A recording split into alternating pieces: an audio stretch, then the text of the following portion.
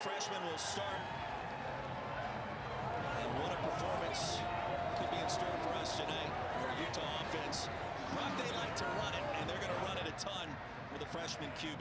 They certainly will, but you know the good thing if you're a Utah fan, Bert Ficklin, he's gotten a lot of playing time and big time moments too.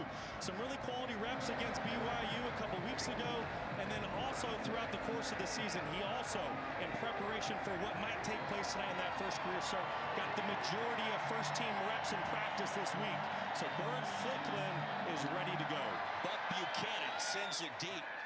Colorado won the coin toss and deferred, and that means Bert Ficklin, his first career start. We've seen him already in 5 different games this season for the Utes. From Muskogee, Oklahoma, a one-time commitment to Texas State. Brock, he flipped that pledge late to the Utes, and now start number 1. He is super slippery. Yeah, and nothing can really quite prepare you for your first career start. It doesn't matter what you've done in mop-up duty or coming in off the bench, but talking to Kyle Whittingham and his staff yesterday, they are really confident in what this young quarterback can do. Makari Rogers, the running back. They'll flip it to Daniel Brain. We saw this play a week ago against BYU. You want to talk about slippery, the tackle made by Jeremiah Brown, a gain of 12, 13 for the Utes can get after. I tell you what, Daniel Bray is someone that is really emerging in the Big 12 Conference as a future superstar. Just getting going a couple weeks ago in the West Virginia game, but he made a difference against BYU a week ago. Send him in motion, Ficklin keeps it, has some real estate into plus territory, up to the races, and the true freshman quarterback on play number 2 reaches the end zone.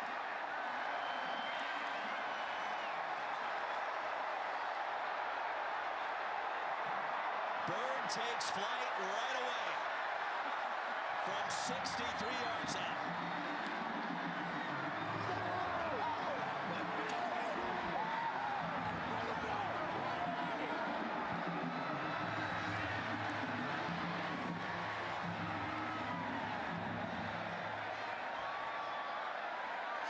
Dylan Curtis on for the PAT. What a start.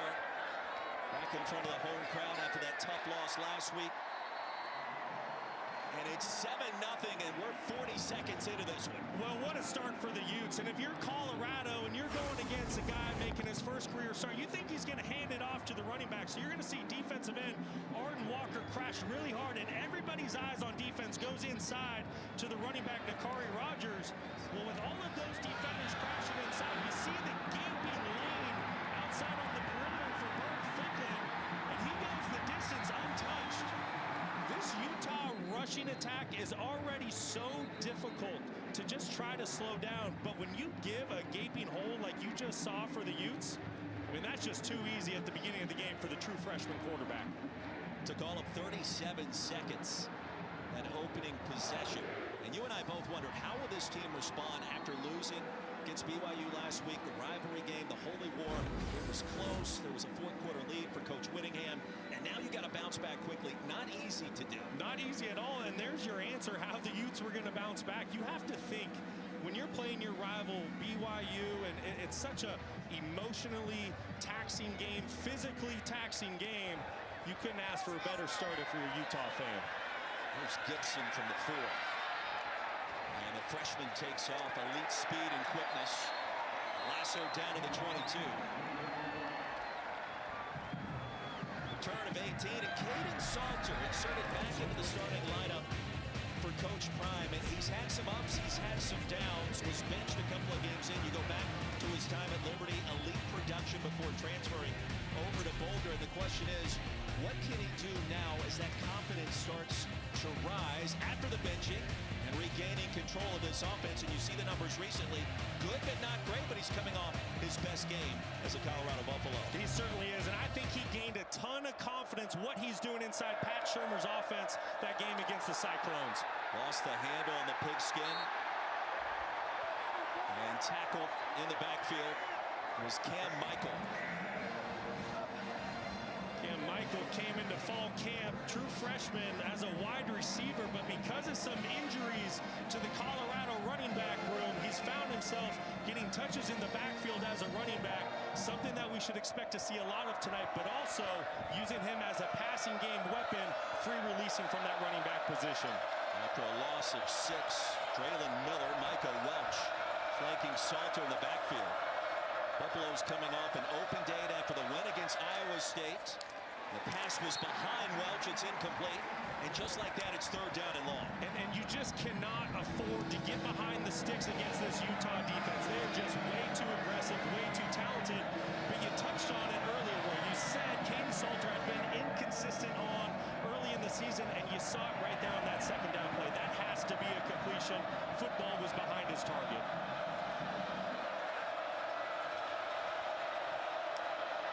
Utes showing pressure off the twist. Time for Salter. They blocked it well. Down the field and broke it up. Down to the 36.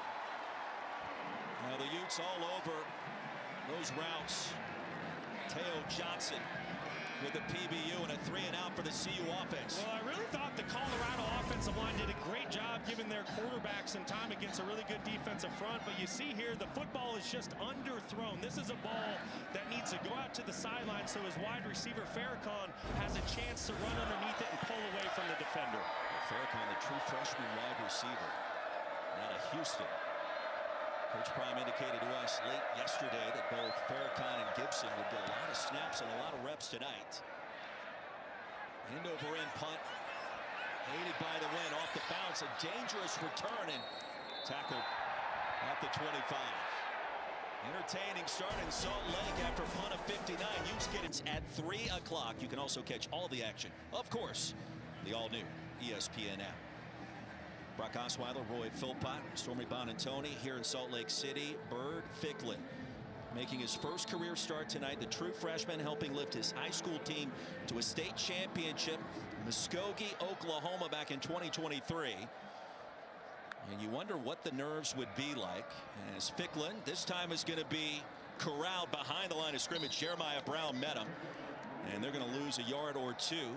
Well, a good stop by CU in that front 7 to start this next possession. But Ficklin, I'll ask you the question. What's it like making your first career start? Like, you had to be a little nervous. Well, I tell you what, Roy, mine didn't look like that to start. I'll tell you that much. I did make my first career start as a true freshman as well. But I tell you what, so impressive. The coaching staff told us that he has poise and the demeanor that he carries himself with. You would never think he was an 18-year-old freshman. So hearing that from Kyle Whittingham and the staff, I have to think, yes, the young man has nerves, but he's showing right now that he's out there pretty comfortable and has great poise about himself. You're never nervous. And for Kyle Whittingham, he feels like his freshman signal caller operates in that same vein. And this will be a big test here, right? You know, obvious throwing down.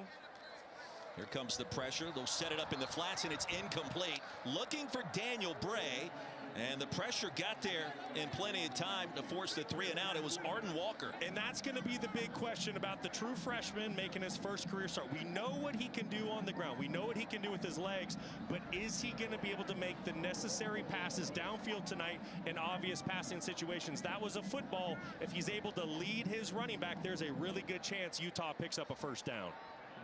The second down pass intended for the tight end Bentley was broken up by Byard. He's having himself an incredible season. They're transferring in to Coach Prime's program. And Farrakhan with a fair catch. So Colorado, pretty good field position. Second possession of this game as we take a look at tonight's impact players, brought to you by Brooks Running. Some of the big fellas up front. Left tackle for Colorado, Jordan Seaton. Deion Sanders has dubbed him the franchise just a sophomore outstanding player. And then defensive end John Henry Daly, second in the country right now when it comes to sack production with 9, and his counterpart on the other side, Logan Fano, an excellent player himself. Doesn't necessarily have the stats to show it, but the impact he makes on a game is massive. Cam Michael lines up in the backfield. We've seen him and Draylen Miller as running backs tonight for CU. And Michael, a touch, busting through the line ahead towards the 46. So a good gain on first down. Benny a tackle.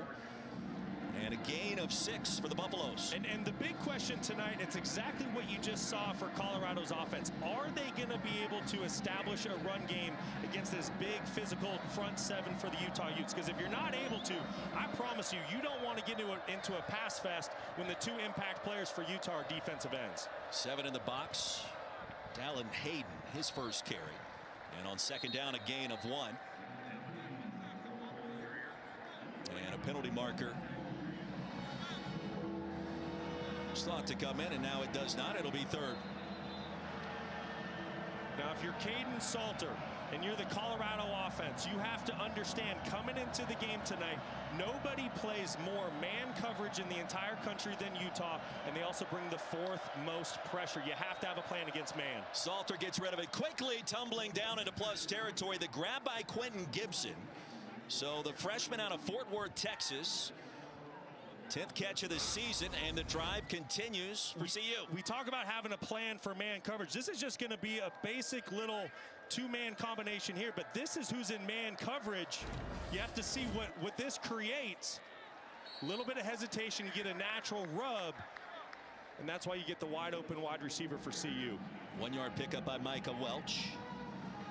Feels like a big early possession for the Buffaloes here, trailing early 7-0. It's already our fourth possession of this game, Brock. Yeah, I agree, and I think if anything, just for your confidence, you know, coming on the road, we talked to Deion Sanders last night.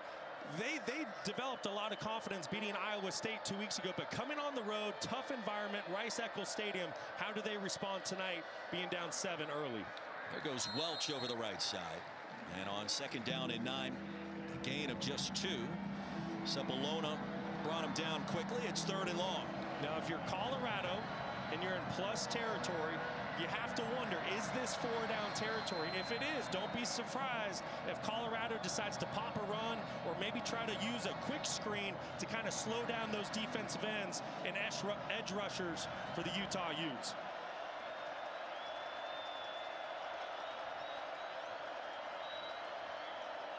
Miller, the running back, now serving in pass protection. Salter goes down. The shoestring tackle back at the 40 by Trey Reynolds. First full sack of the season. That's a loss of 12. Well, when you're playing the Utes, what do you have to be prepared for? Man coverage and pressure. And you're going to see Trey Reynolds. He's going to come from his outside linebacker position here, just untouched off the edge. You cannot hold on to the football if you're Caden Salter. You have to know the cavalry is coming, and Morgan Scalley's defense, they are going to heat you up early and often. The trust between quarterback and head coach. Quarterback and offensive coordinator certainly under the spotlight. Salter earned more trust in the win against Iowa State. Carvalho off the hop was hit hard at the 24 and spins ahead towards the 25. Utes get it back, leading by 7 after a punt of 43.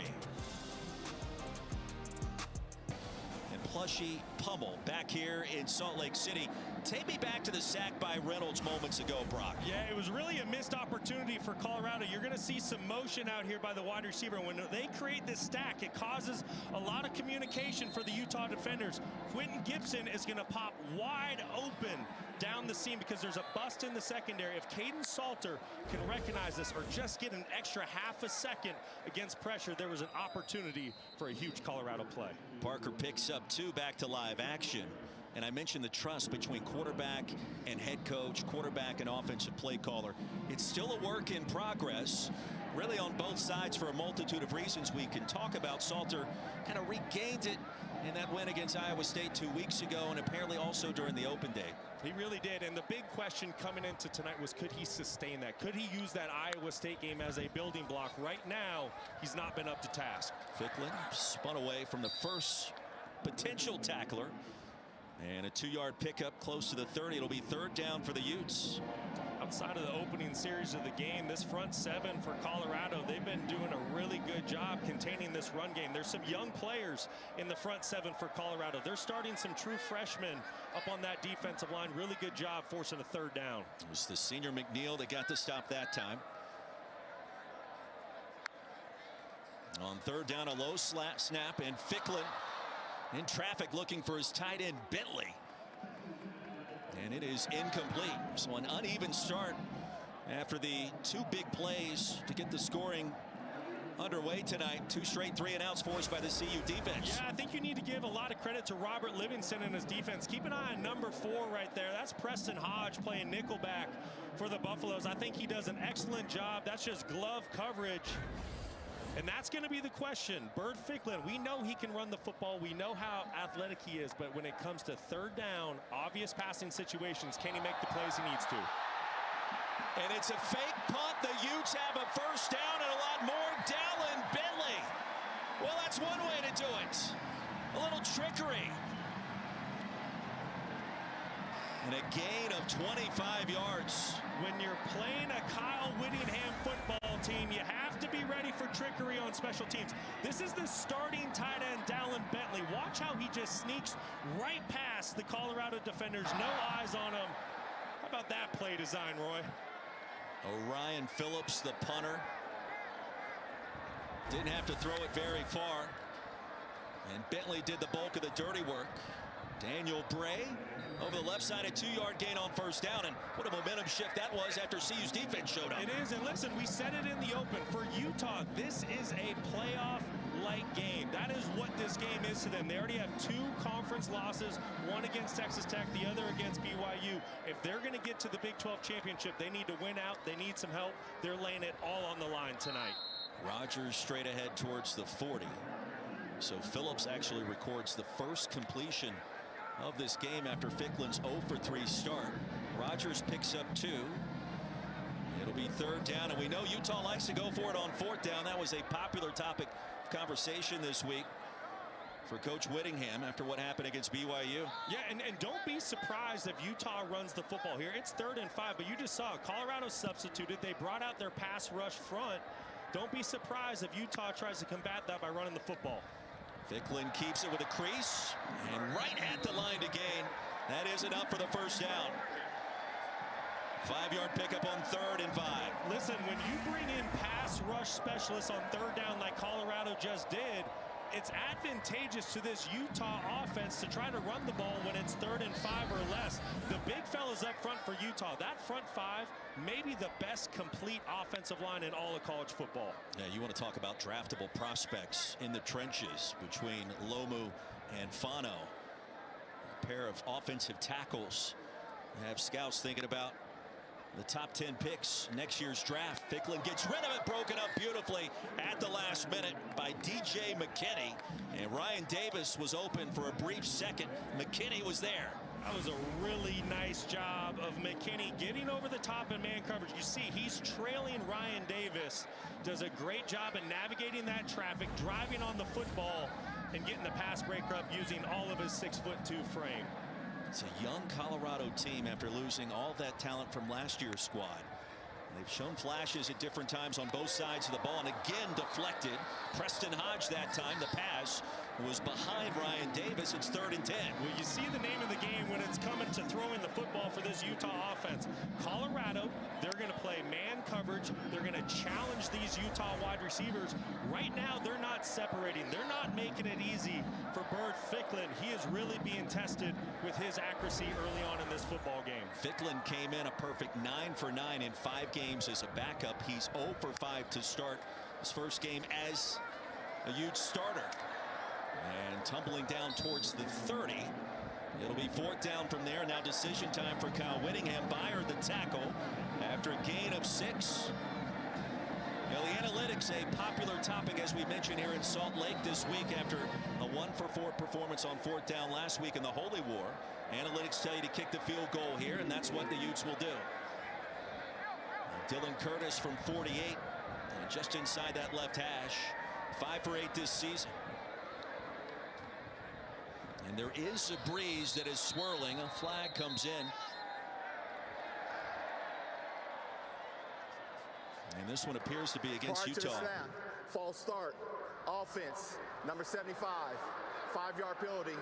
4th down. Carvon Barrett, our referee tonight, leading this veteran Big 12 crew. And now we'll back him up 5. And Curtis drilled a 54-yarder at UCLA back in week 1. This attempt moves from 48 to 53 yards.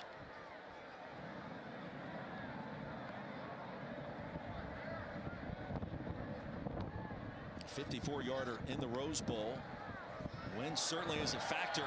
And Curtis drives it right through, extending the Utes' advantage. Plenty of distance and a powerful stroke. How about that kick by Dylan Curtis, and the confidence. Matthew, an impressive score there for the fighting Texas Aggies, and Marcel Reed plus Colin Klein calling plays. It's taken a little bit of time, but it's working out quite well for head coach Mike Elko. I tell you what, it's a beautiful thing down there in College Station right now. The Aggies are rolling. Big possession for CU. Michael spun down. He's going to lose 2. It'll be 2nd down and 12. That was a really good job by Jonathan Hall getting in there after the defensive line created early penetration. Colorado is going to have to find a way to establish some sort of run game against this front 7 for Utah. It's going to be tough sledding, but they need to. I would like to see Pat Shurmur start dialing up some quarterback designed runs. I think Caden Salter is at his best when he's contributing to the run game and gets outside the pocket. Buffaloes with -6 total yards to start. And 1 first down, and that's it. Here's Dallin Hayden into a pile. He'll pick up a yard. That's it. Sepulveda met him there. It'll be 3rd and long. Tell you what, this Utah front doing a great job controlling that line of scrimmage right now. Pat Shurmur's really going to have his work cut out for him tonight. Here's an obvious passing situation early on in this football game. Can Caden Salter find a go-to matchup against all this man coverage Utah likes to play? Salter, the starter again, retreats off the back foot. Nowhere close to the line to gain. And sent down quickly was Sincere Brown.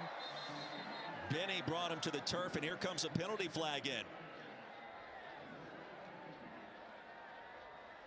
Well, Salter had to retreat to buy as much time as he could with that Utah pass rush. It has been fierce to start.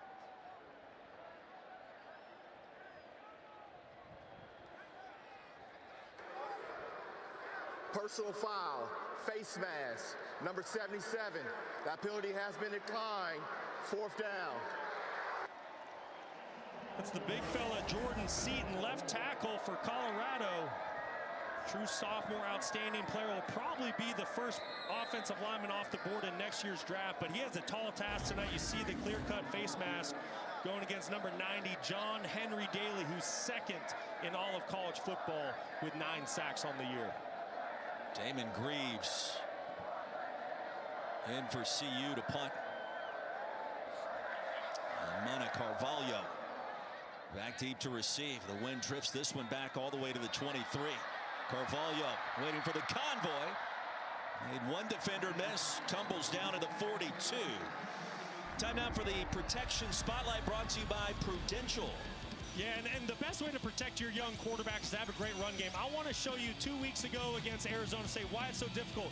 There are 3 different components that a defense has to defend. The speed sweep, the quarterback run. Wait, there's also a speed option out there. There's so many things that a defense has to deal with when you're going against this. When your quarterback can run the football, this is last week, defensive end has to take the quarterback. Well, that only leaves 3 defenders outside on the perimeter, but Utah has 4 blockers. They create a numbers advantage time and time again.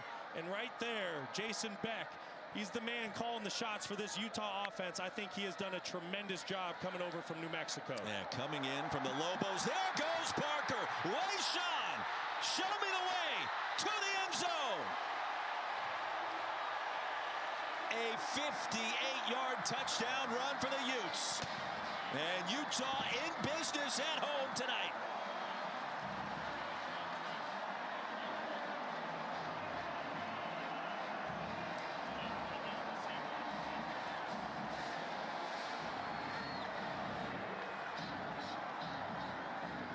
And you see Coach Prime with a conversation with his defensive coordinator, Robert Livingston. 2 big plays given up on the ground here in our first quarter. And that was really going to be the question coming into this game. Can Colorado slow down this Utah rushing attack? Everybody in the country knows that that is exactly what Utah wants to do. Right now they have it. Okay, if you're going to play a 2-high safety defense, it's numbers advantage to the offense. You're going to see a great block by the tight end, Dallin Bentley. And then here's Lomu, the left tackle, with an outstanding kick-out block. 2-high safety look. The box advantage numbers go to Utah. And then obviously Wayshawn Parker does a tremendous job when he gets out to the open field, making one miss. He does the rest, hits his head off the goalpost. And right now, that's 2 touchdown runs for the Utes that the Buffaloes have just made way too easy. From 63 and 58 yards out, respectively. One by the quarterback making his first career start. The other by Wayshawn Parker just seconds ago. I want to ask you, too. I'm a play-by-play person. I don't follow what happens on the offensive line as often as I should. It doesn't feel like it's normal to see Caleb Lomu pull the way that he did and move that way. And Deion Sanders, Coach Prime, knows it. It was going to be a potential struggle tonight with that massive Utah front.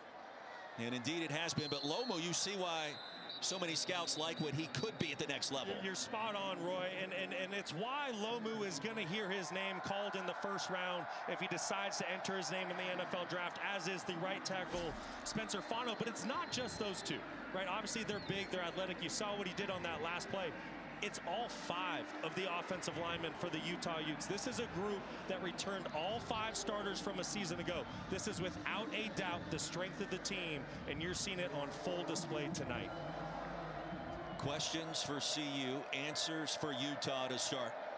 Critical game in the Big 12. Utah still with its eyes on the prize.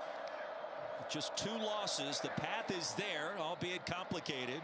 Cam Michael racing across the 30. A good gain on first down. And Coach Prime reminded us last night, on first down, we've got to get 4. We've got to get 5. And he's talking to his quarterback all night long about it. That's right, Roy. And that's exactly what this Colorado offense has not done early on in this football game tonight. They have not had success on first or second down. I thought Caden Salter did an excellent job that last play. He recognized the second level pressure by Utah and got the football out of his hand. 3-man offensive line. Jordan Seaton, the tackle, serving as a blocker. And Salter didn't even look that direction, so some misdirection. Leia Aya able to stop that gain after a 3-yard pickup. It'll be 3rd down and less than a yard. With Colorado getting to the line of scrimmage really quick, you got to expect a quarterback sneak. There it is, the dive, and Salter picks up the first down. A 2-yard pickup on 3rd and short. And for Pat Shurmur, back to the playbook. You go back to the 2 plays ago, that formation. You saw Jordan Seaton, the big left tackle. He kind of lined up out at wide receiver. We had fun talking with him last night. We said, are we ever going to see you touch the football? He said, I took that pass in practice a couple days ago. Yeah, he stole it on the attempted tunnel screen. Open receiver, and the pass is going to be intercepted. Teo Johnson, his 2nd pick of the season. And a costly turnover for the Buffs.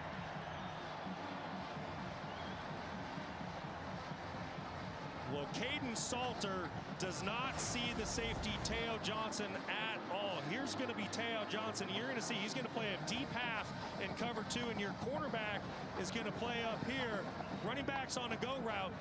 Caden Salter just put his eyes on the cornerback, Elijah Davis. You can see him staring at that corner. He has no idea where the safety, Teo Johnson, is. Stares down that go route, even pump fakes the running back, taking Teo Johnson right to that football.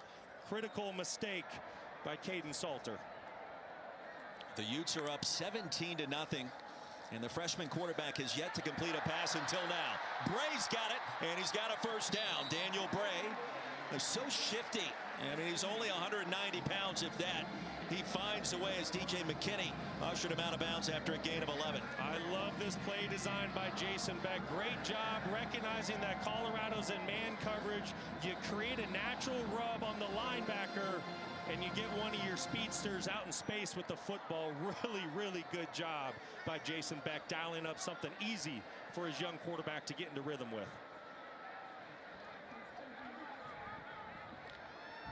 Utes will take their time. This is America's 6th best rushing offense this season. Adding to that total, there's Parker. Through a lane across the 40 into plus territory. The Utes on the move again. It's a gain of 12 more. Finiseth with a tackle late. Well, we've talked about the left tackle and the right tackle, but now you ought to see Moko Fisi with his pull. That's the big right guard, 6'4", 315 pounds. That's what I'm saying. It is all 5 offensive linemen that are playing at a really high level for this Utes football team. They'll try Parker again. Stood up by Jeremiah Brown after a gain of just 1. And here comes a flag. Wayshawn Parker.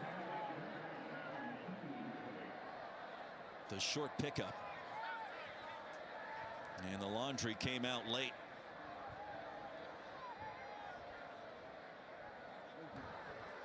After the play is over, unsportsmanlike conduct on the offense. Number 1 is a 15-yard penalty, 2nd down. That is the first unsportsmanlike conduct on number 1. Yeah, Wayshawn Parker just needs to keep his composure. You know there's some John and talking going on down there on the field, but this is just too easy for the officials. They're going to see that every time. Got to stay cool in these moments. Parker on the sidelines. Nakari Rogers back on the field. Ficklin wants to throw it and will. Lofts it deep. And a pass is incomplete. J.J. Buchanan was covered by Preston Hodge. But he got 2 hands on it late, Brock. Yeah, really good job by the quarterback recognizing man coverage. But how about that coverage by Preston Hodge? He gets his right hand in there ever so late to break up that pass to J.J. Buchanan. You know, talking with Jason Beck this week, he said Buchanan reminded him a little bit of what he had at Syracuse. Rondé Gatson, the frame, and the chance for big plays down the field. 3rd down and 24. The penalty proving to be costly on this possession. Huge opportunity for Colorado to get off the field. Bray, little orbit motion. The ball pops out, and who jumped on top? Buffaloes think they have it. If so, they'll set up shop in plus territory, and let's see. It never felt like that Ficklin was able to execute it cleanly, and Utah maintains possession here at the end of the quarter, but it'll be 4th down and long for Kyle Whittingham's team. Early, as we welcome you back to Salt Lake City, Coach Prime, what do you need to do to steady the ship and get some positive momentum? We got to get some going. Somebody got to make a play. Defense, we got to get a stop. We had a couple of stops early on, but we got to be consistent with what we're doing defensively as well as offense. We got to make a darn play. Thanks for the time. God bless. Stormy, thank you. Just 8 yards on the 16 total plays that you saw. It is all Utah back in Salt Lake. Brock Osweiler, Roy Philpott, Stormy Bonantoni. We saw a fake punt in the first quarter by Orion Phillips. Not this time. Fair catch by Farrakhan Jr. Buffaloes will take over deep their own end of the field after a punt of 41. And listen, Utah, the offensive line, Coach Prime knew that that was going to be a challenge. Coming off the open date, they tackled to the ground for the last week to try to make sure they were prepared for the physicality they would see tonight. Coming off an open date, it's not how you want to start. No, and that's right, Roy. Deion Sanders didn't shy away from it. He said it was the most physical week of practice since he's been the head coach there in Boulder, Colorado. But I tell you what, running the football and stopping the run, it is a mentality. And when you come into Rice-Eccles Stadium, you better have that chin strap buckled up. And right now, Colorado's really struggling with those 2 facets. Play action. Time for Salter. Flings one deep. And spinning down was Harge near midfield. And Isaiah Harge with just 6 catches all season. 2nd and 10. I'll tell you what, Caden Salter, he's just off. That last play, Colorado, Pat Shermer, they're trying to take a shot down the field and try to spark this Colorado offense. I thought the offensive line did a tremendous job giving Salter time to throw that football, but you saw it, the ball's just way behind the receiver, never had a chance. Just 3 for 7 to start. Miller and Welch, the running back. Salter wants to throw it again. Liberty transfer, and that pass was deflected. There is a flag down at the 2.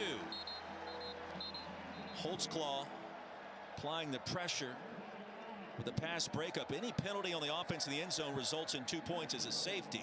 And let's see what happened here.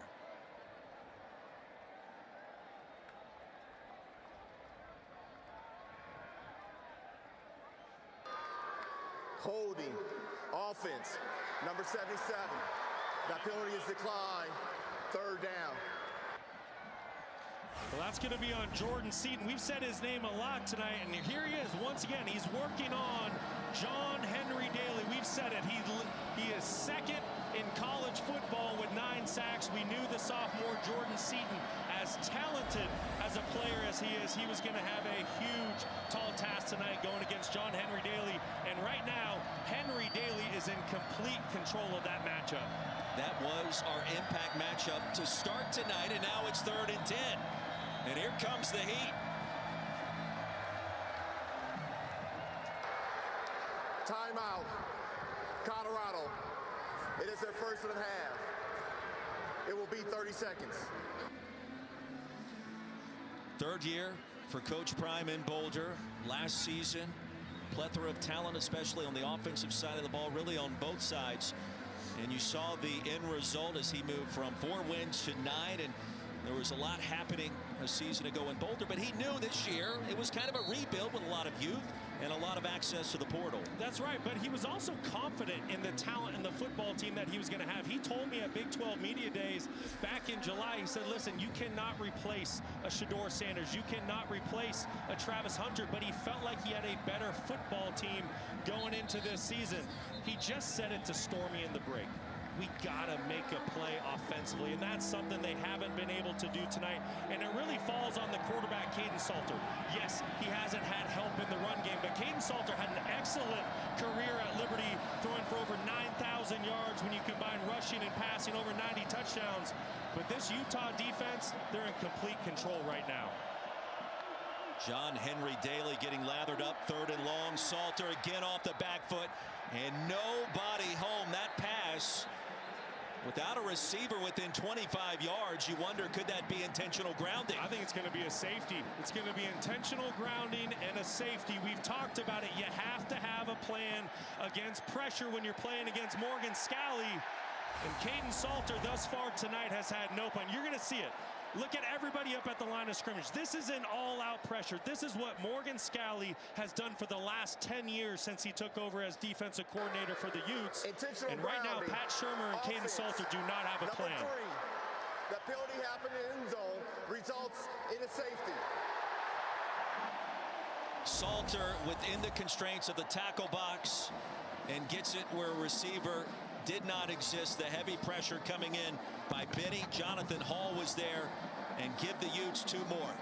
And it's what I was saying leading into that last play. Caden Salter has had an excellent career. When you look back and you see everything that he did at Liberty, 21-4 as a starter. But when you watch him play in this Colorado uniform, he just doesn't seem comfortable. And I think that is a perfect example as to why. You know Utah is going to bring pressure. Once you're playing with the football, doesn't know where to go. You have a safety, you're down 19 here at the start of the 2nd quarter. What a bounce back for Kyle Whittingham's team after the loss a week ago. Trying to pick up another win in the rough and rugged, always wild Big 12. A lot of conversations this week about what happened in that game on 4th down. Opportunities missed with a 4th quarter lead. But still in position in this conference to do a lot of damage this final Saturday in October. And you just never know where the upset losses are coming from in the Big 12 this season.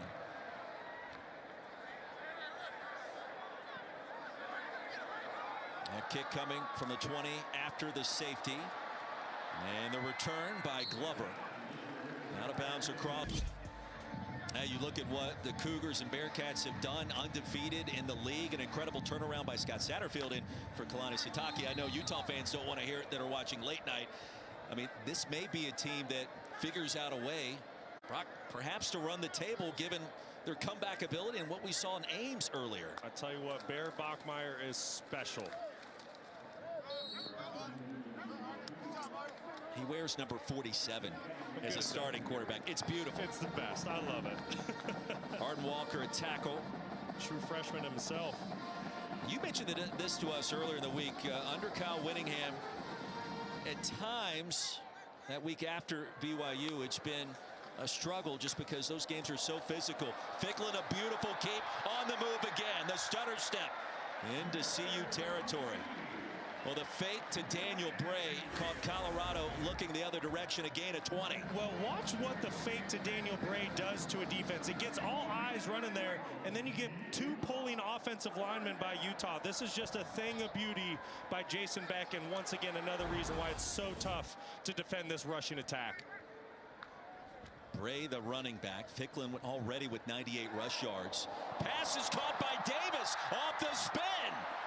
And shoved out of bounds at the 21-yard line. Well, Davis in traffic with Finisette. And a gain of 28. Talk about threading the needle. I thought cornerback 29, Ivan Yates, was going to come up to Davis and maybe pick this football or just take it from him. But great concentration by Ryan Davis to pull in this football and pick up an explosive gain for his young quarterback. Now, Davis has been everywhere. UAB, then New Mexico, now here with the Utes. Bray motions out. Ficklin delivers a strike towards the front pylon. Buchanan into the end zone from 22 yards out. Third touchdown of the season for the freshman tight end from Henderson, Nevada.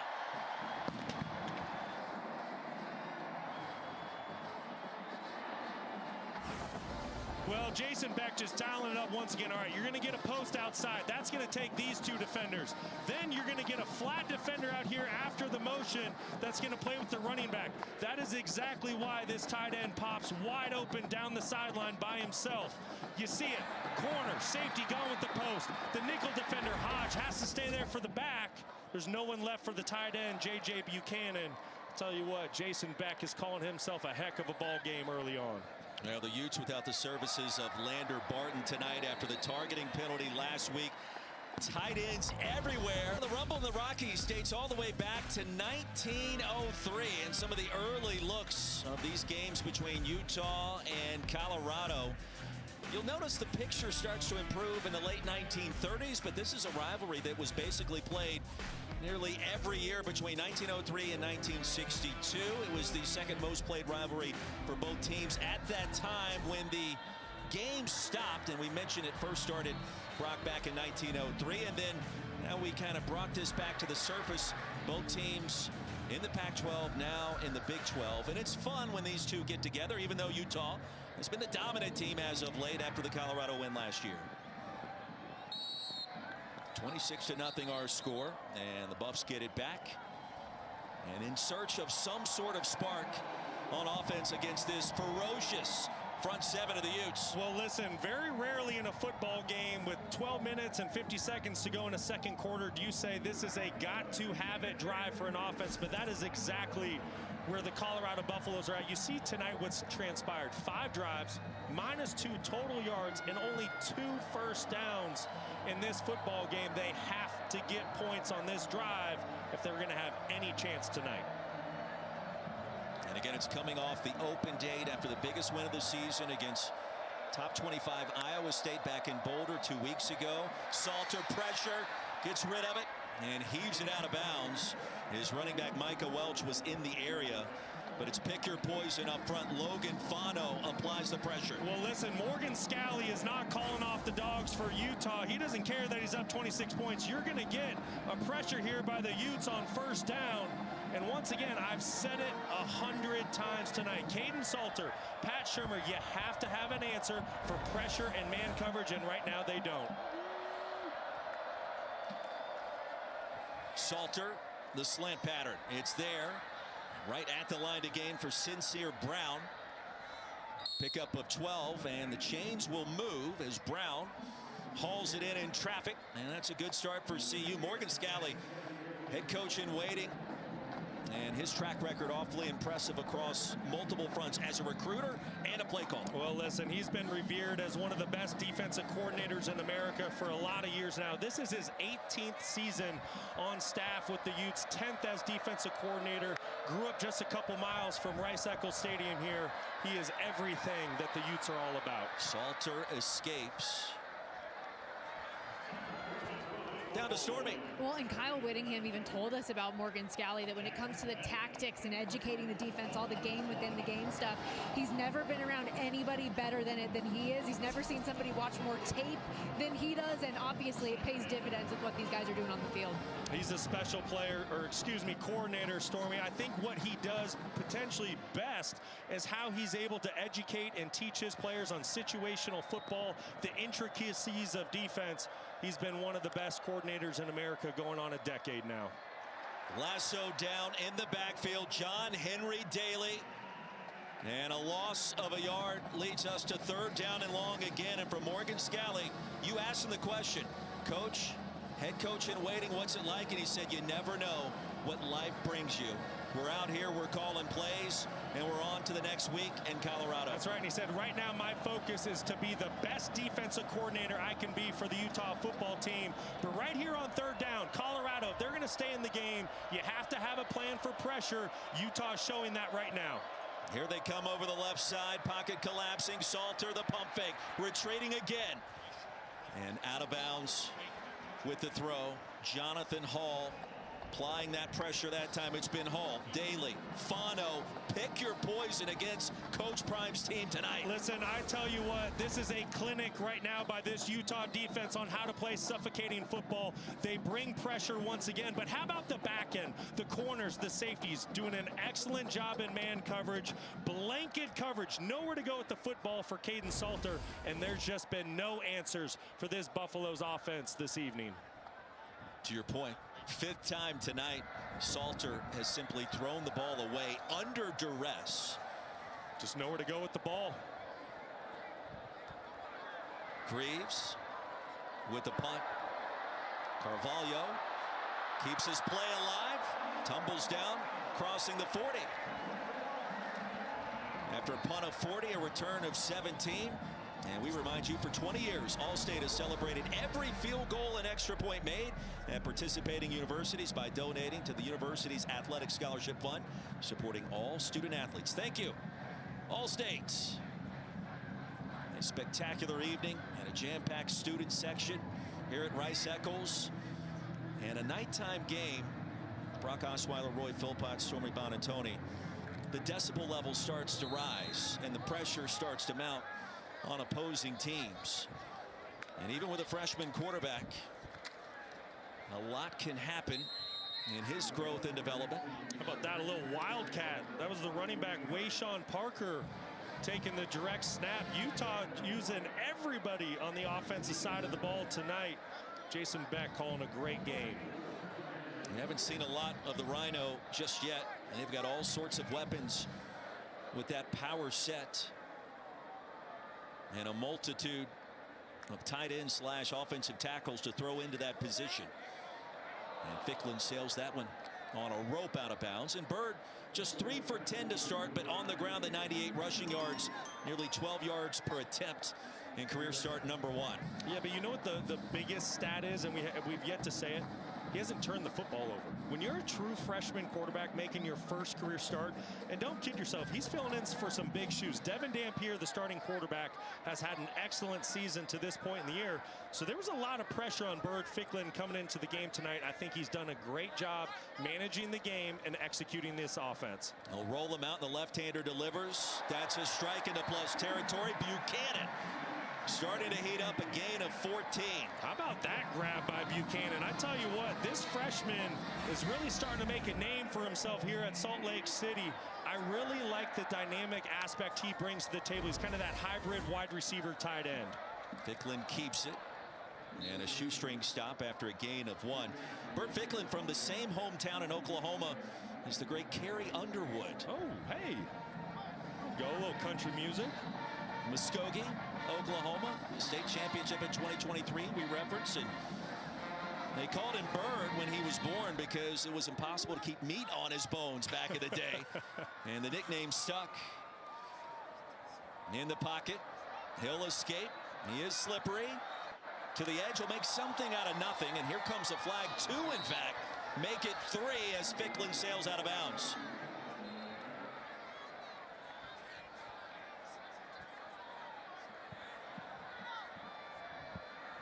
I figured you would like the Carrie Underwood reference. I think this is going to be a crackback block. That's on the Rhino. Big fella, Talonga, 99. Personal foul, illegal blindside block, offense, number 99. 15-yard penalty from the spot of the foul.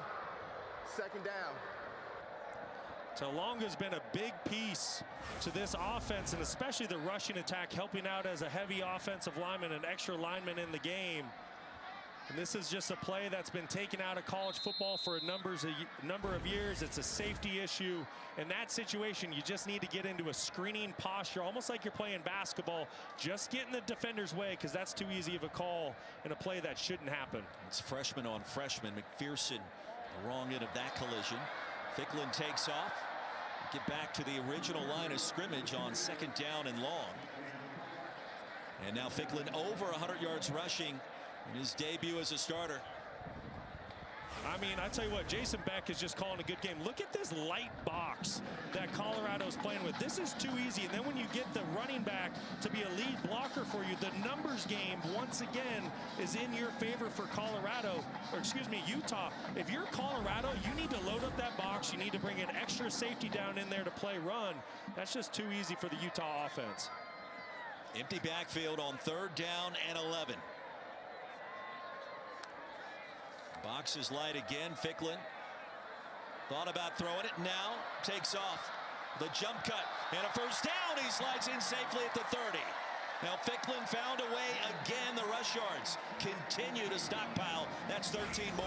I tell you what, this true freshman is special. The thing that impresses me most, it's the poise that he's playing with. He doesn't panic in the pocket. Nobody's open down the field. Protects the football, tucks it and run. You can tell Jason Beck has done an excellent job getting this young signal caller ready to go tonight. That is a big time pickup for this Ute offense. And Brock, they've brought him along in the right way. They found series early in the season against UCLA, against Cal Poly, and just getting him more reps and more confidence. Over the left side, Ficklin. Another first down. He enrolled in the spring, and she has been so incredible as we check in again with Stormy. And with that in mind, Ficklin originally, the thought process was that he wasn't going to be the backup. It was going to be Isaac Wilson with all the experience he had starting a year ago. But because the strength of this team is the run game, Jason Beck said he fit this scheme at such a high level that they had to go with him. And obviously he's been great in the limited time we've had to see him.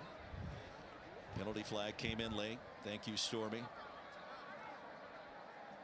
You know, Stormy, and the other thing with Ficklin is he's gotten so many quality reps in practice with the first team because Dampier's been battling injuries all season long. So besides the game reps. After the play is over, unsportsmanlike conduct, offense, number 71. There'll be a 15-yard penalty. There'll be 1st and 10 for Utah. That is the first unsportsmanlike conduct foul for number 71. Caleb Lomu, starting left tackle.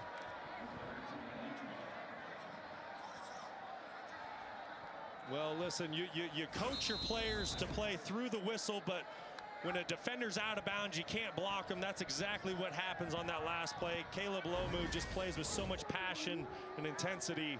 Hard to pull up in that moment. Daniel Bray back in at running back. He'll switch sides with Ficklin. And another touch, corralled quickly and driven down. That's a TFL. So on the first down play, Arden Walker, who's had some moments tonight. You can see flashes with this young Colorado front four at times. That's going to be a loss of 6. No doubt about it. Great play by Arden Walker, and he was somebody coming into the season for Colorado. There was really high expectations for this defensive end. 4.5 sacks a season ago, but he's yet to really get that production going. That was a nice play, though. We're 2nd and 16 under 7 to play, and a 26-point lead for the Utes. And Ficklin able to escape 2 tackles, but not a third. Stopped at the 36. I'll tell you what, this freshman quarterback, he's just slippery. He's tough to bring down. There's been a couple times tonight where it looks like he's only going to get a couple yards. Someone's going to get him down as he kind of enters the line of scrimmage, but he's breaking that first tackle multiple times tonight and picking up really good yards. 3rd down and 12. Final game of a wacky Week 9 And the Utes with their longest drive of the game in terms of time of possession at this point. Approaching 5 minutes. Ficklin zips it. Pass is caught. Was he in bounds? The answer is yes. The far side grab by Larry Simmons. Oh, Simmons, first time he's been targeted tonight, his 6th catch of the season. Just a 4-man rush by Colorado. Plenty of time to push the football down the field. And how about that footwork along the sidelines by Larry Simmons? Excellent job of knowing where he is. Great body control. And how about that throw by the true freshman quarterback? You could not have handed it to him in a better spot. The Rhino, Moei on the field. Utes show a power look. Ficklin wants to throw it and short-armed it, and it may have been tipped by Byard at the last moment as well. He's been active his last couple of games for Coach Prime's team. That was a really nice play by Byard. He's somebody who's really stepped up for this Colorado defense, coming over from University of South Florida, having an excellent year for the Buffaloes. He's the leading tackler on the team with 52 coming into tonight. Hyattsville, Maryland, DeMatha High School, known for its basketball, an outstanding athletic program. Here's Ficklin, a little shake and bake inside the 10. It'll be 3rd down and short, and Utah inside the 10-yard line once again. I tell you what, this offensive line for Utah, it has just been complete domination up front since the get-go of this game. Keep an eye, when Utah's running the football, right now they are pushing that front 4 for Colorado back 3-4 yards every single play. They are in complete control of that line of scrimmage. And Brock, to your point, 238 rush yards tonight. That's just 7 off their season average per game. Taulonga, the Rhino, Rogers, the running back. It's a power look. Rogers maintains his balance and plows over the 5. They'll pick up the first down. It's 1st and goal from the 4. Well, when you have 315 pounds as your fullback, 99 Taulonga, it's going to be really helpful when you're trying to pick up 2 yards. This is a Utah team. They use an extra lineman more than any other team in the entire country. And that is a big reason why this Utah rushing attack is so difficult to stop. Taulonga in the I formation as the fullback, with Rogers as the running back. And a look that screams, we're going to run it straight at you, and they do. To the 2, and that's it. It'll be 2nd and goal from there. I mean, you feel like you know what's coming. The question is, can Colorado figure out a way to stop it? It's likely going to be on the ground and right in your kitchen. There is nothing more demoralizing to a defense than knowing the run is going to come at you and having no way to stop it, and that's exactly what we're seeing. Same look. Rogers again off the right side to the edge, into the end zone again for the Utes.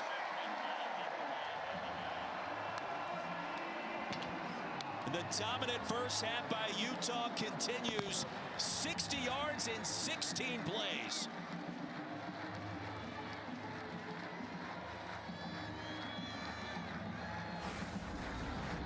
Well, this is power football at its finest. You got Moei 49 at the right side, and then you got Taulonga 99. Those are those extra linemen that I'm talking about. 325 pounds, 317 pounds. You have 2 extra linemen on the field. That is just power football to a T. It embodies what Kyle Whittingham wants his football team to be.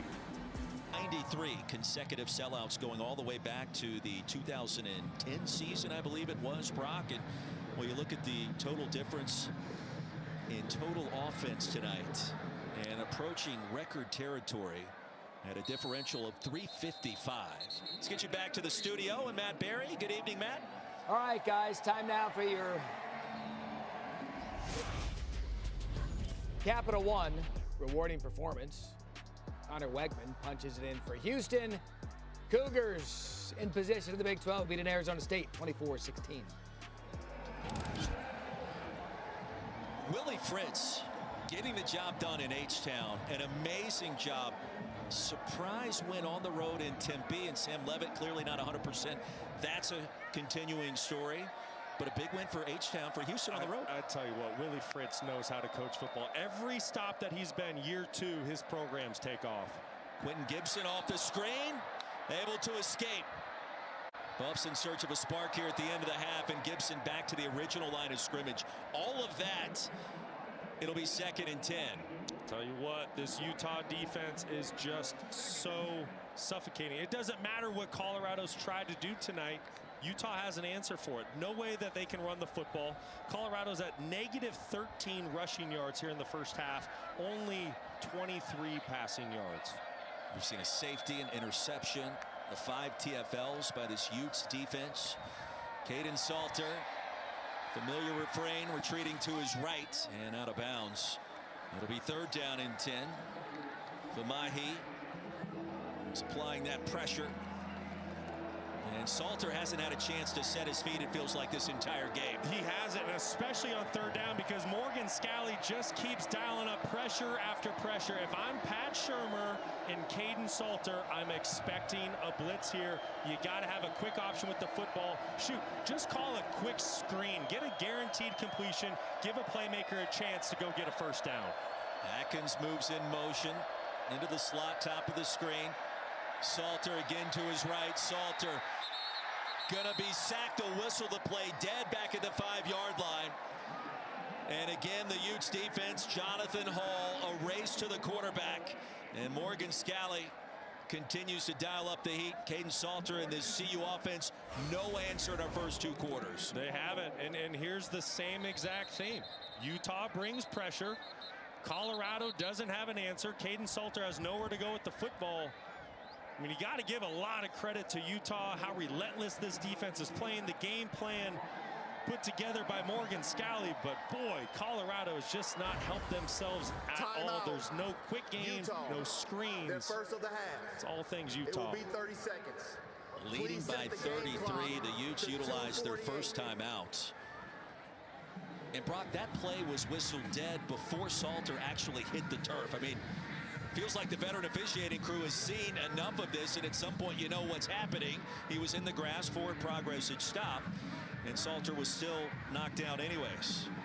Tell you what, this has just been so lopsided, and Deion Sanders said early in the week they were confident coming into this football game. They said, we know we can hang with Utah because we did it last year. We beat them last year. But I tell you what, when you come into Rice-Eccles Stadium under the lights, you better have that chin strap buckled up, ready to go, because Kyle Whittingham and his ball club, they're going to throw physicality at you every single play of the night. And right now, Colorado has no answers. Mana Carvalho standing at the 49-yard line, awaiting this punt from Damon Greaves. 5 yards deep in his own end zone. It's off the side of his foot. 2 rows deep here at Rice-Eccles. And Utah in prime position with plenty of time left on the clock at the end of the half. They're going to mark that football out at the 21. It's a punt of 14 yards from his own end zone, and another mistake by the Buffs. Just a shank. No other way to put it. And listen, when it rains, it pours sometimes in this sport. And right now, just absolutely nothing going right for Colorado and Deion Sanders and his ball club. Utah with excellent field position and plenty of time to go put an exclamation point on one of the best first halves of football I've ever seen. Now the numbers support that. Moei went in motion. A jumbo look again. There's a meeting in the backfield by that CU front 4. And stopped after about a half-yard gain on first down was Ficklin. Well, and there's finally a good plan for this Colorado run game. You designate your defensive end to crash down on the running back. You have your outside linebacker prepared to play for quarterback run. There's a really good adjustment by Robert Livingston. Just a little too late. Parker, the running back, he motions out quickly. Ficklin towards the end zone. And there it is again, another touchdown. Larry Simmons from 20 yards out. And the route is on in Salt Lake City. The Utes a statement half tonight against Colorado.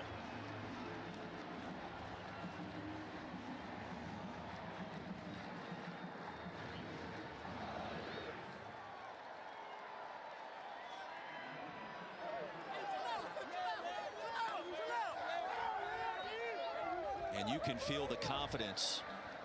The freshman quarterback, Bird Ficklin, on the rise with each and every snap. First it was on the ground, now it's through the air. He's thrown for 113. He's rushed for $151 in his first career start. Delay game. Kicking team number 17. 5-yard penalty. We'll play the drive. Now, Coach Prime was asked this week, did the bye week come at a good time? Well, the answer was yes, in terms of injuries healing somewhat on defense in the back end. But also the answer was no when you consider the momentum was there, beating Iowa State back in Boulder 2 weeks ago. You get the time off, you have some physical practices. It has not resonated so far tonight. And Utah has taken full advantage, and Simmons now with 3 touchdown grabs on the year. Well, the freshman quarterback Ficklin just having himself a night. Larry Simmons does a great job on the outside, winning versus man coverage on Tion Parks. This is just a basic go route in the red zone. I love the location of the throw, makes it easy on the wide receiver. And Simmons did a fantastic job of separating for his true freshman quarterback. Now, Brock, we saw some crazy comebacks earlier today. Alabama on the road, at South Carolina, Texas on the road, at Mississippi State. BYU here in the Big 12 in Ames, trailing by 40, and nearly 250 rush yards already on the books for Kyle Whittingham's team. Look at Colorado right there. 27 plays tonight of offensive football and negative yards to show for it. I don't know if I've ever seen anything like it. I was going to say the opportunity for a comeback here. I was wondering if that's where you were trying to go with that. Stranger things have happened, That's but the optimist in you. have they really? Hey, coming up tomorrow, 10 a.m. Eastern on ESPN. Catch NFL Countdown. They'll delve into the Aaron Rodgers reunion in Green Bay, plus live coverage from Philly, Giants, Eagles, and Randy's best catches from the weekend. You got Moss. Then Monday, catch the Commanders and the Chiefs on Monday Night Football, 8 Eastern on ABC. ESPN Deportes, the all-new ESPN app with Peyton and Eli. Over on ESPN2 as coverage begins there with SVP. And Monday Night Countdown at 6 Eastern, live from Arrowhead. Who do you watch on Monday Night Football? You watching Peyton and Eli or Joe Buck and Troy Aikman? I watch Joe and Troy. That's just me. Okay. I think they're 2 of the best in the business. That booth is outstanding. I do the same. I love listening to them. There's a smoothness in the delivery and a calmness there that makes a lot of sense, shall we say. 2 minute. Chilly night in Salt Lake, 2-minute timeout. It is homecoming, and the home team in firm control at the end of the half. Brock Osweiler, Roy Philpott, Stormy Bonatoni. And after the 2-minute timeout, kind of a microcosm of what we've seen tonight. We'll see if this penalty goes against Utah. Offside. Defense. Number 90. Causing the offense a false start. 5-yard penalty. 2nd down. John Henry Daly forcing some shifting on that offensive front. Boy, he's made a big impact in the first half tonight. Coming into the ball game with 9 sacks, 2nd best in the country. He's played an excellent game, getting pressure on Caden Salter nonstop. His linebackers have beat him to the punch at times between Jonathan Hall and Trey Reynolds, trying to add to that tally. Daly, the BYU transfer, pressure off the right side. Salter got rid of it, and the pass broken up, intended for Quentin Gibson. And over there to meet him was Smith Snowden. It's 3rd down. Well, Utah not changing anything, bringing more pressure. Caden Salter gets his football out, but Gibson goes up to try to make a play for his quarterback. Takes a really big hit as he goes to the turf from Smith Snowden. See if Colorado's able to keep this drive alive and beat man coverage here on 3rd and medium. Buffs with -8 total yards in the half. Salter, it's going to be a little bit more after that. It's Jonathan Hall again. 2nd sack of the game and a loss of 8 more. And Salter just doesn't have a chance so far tonight, Brock. No chance, no chance. This Utah defense, ears have been pinned back. Fano's going to get the party started. He gets to the quarterback first, and then Jonathan Hall, you mentioned it, Roy. He's going to clean it up and get his defense off the field. And Logan Fano, John Henry Daly are asking, where's ours? And Thank you. the linebackers off the edge. Fano gets a hand on Salter for a moment, and then Hall, as you said, Brock, finishes him off. And don't forget, coming up on the Lexus halftime reports, Arch Manning was banged up in that comeback win in Stark Vegas earlier today. And then Texas A&M. Here comes Mike Elko.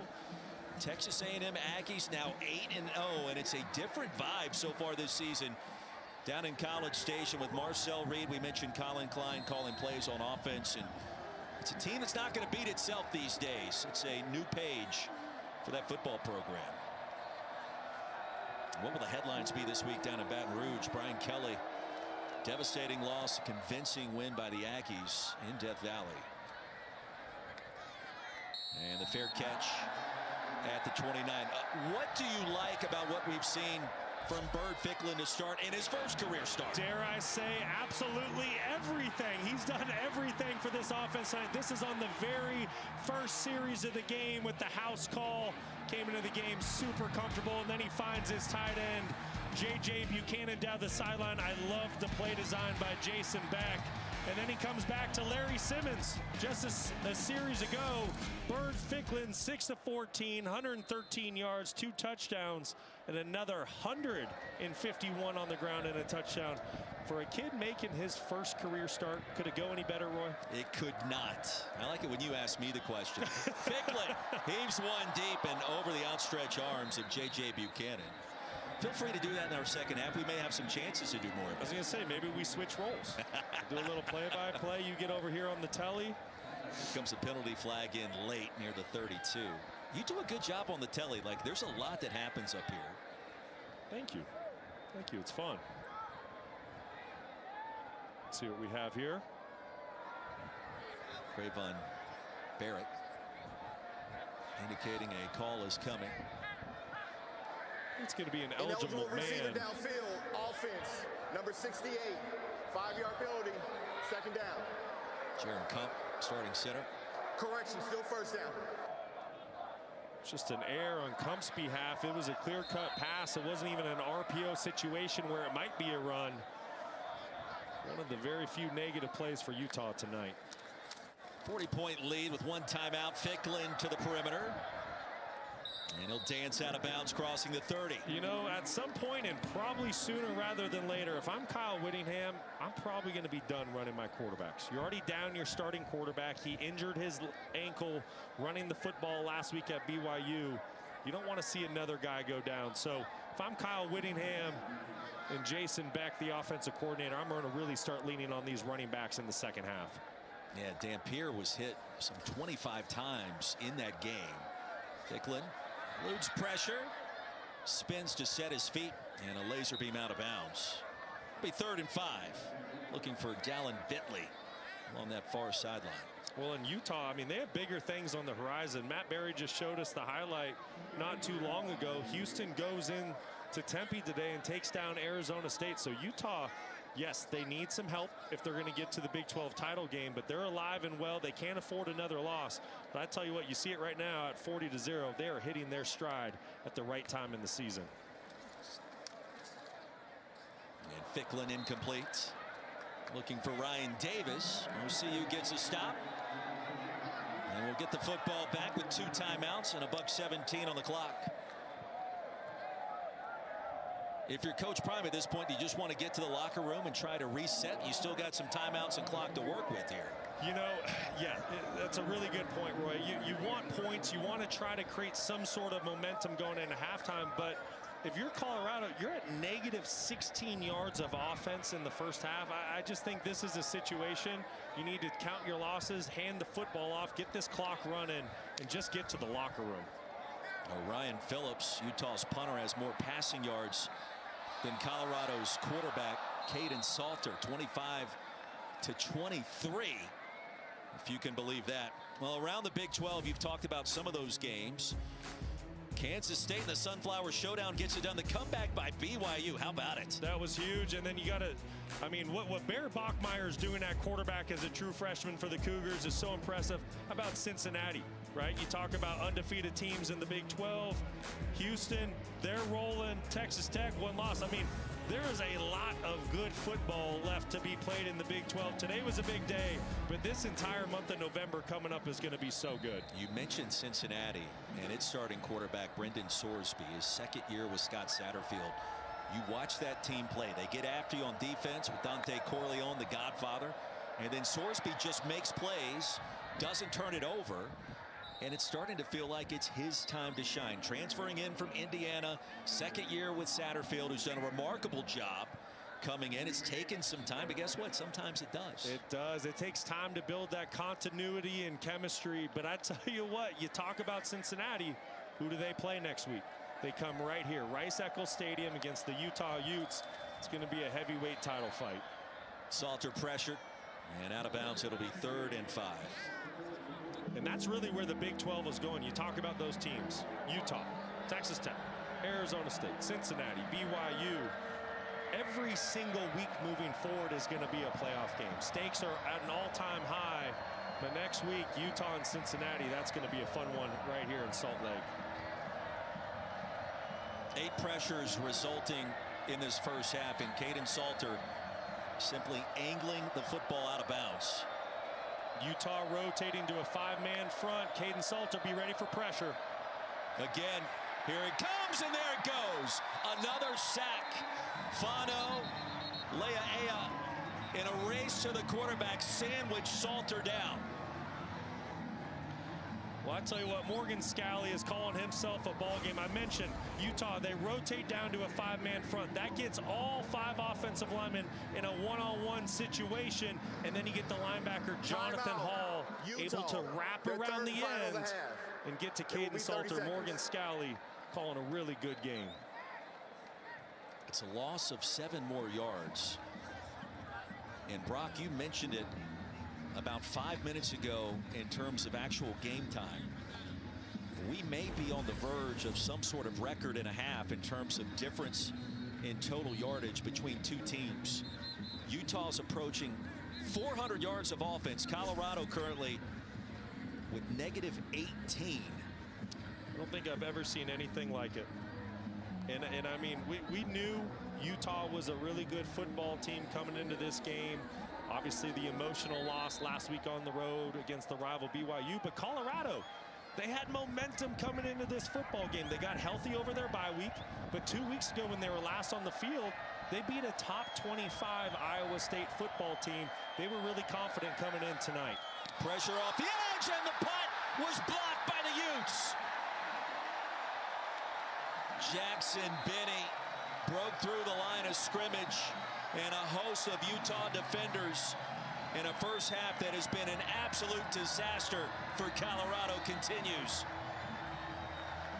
Well, you talk about Utah players that have been having a great season, and Jackson Benny, for just a sophomore, he has been absolutely outstanding. Started the season as a nickelback, then due to injuries had to go back to the safety position, even played some offense early on.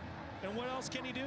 Hey, coach, I'm going to go make some plays on special teams. I tell you what, this guy, his instincts, who he is as a football player, you see the fun Morgan Scalley and the rest of the Utah Utes are having. How about that play by Benny? Empty backfield, Ficklin off the fake to Daniel Bray, and straight ahead as time winds down in the half. Second down and goal. London Merritt kept him out of the end zone. Utah, after a gain of 2. Utah not taking their foot off the gas. Bray is spin. The Utes out of timeouts here. And Quinn Barnes Jr. Time winding down, and Ficklin's got to go. He turns around. 5 seconds remaining, just trying to clock it. Got to have 3 seconds on the clock to do that. He had more than 3. And now with 3 ticks left, here comes the field goal unit. Wow. I mean, it's already a 40 burger. Looking for more here at the end of the quarter and the end of our first half.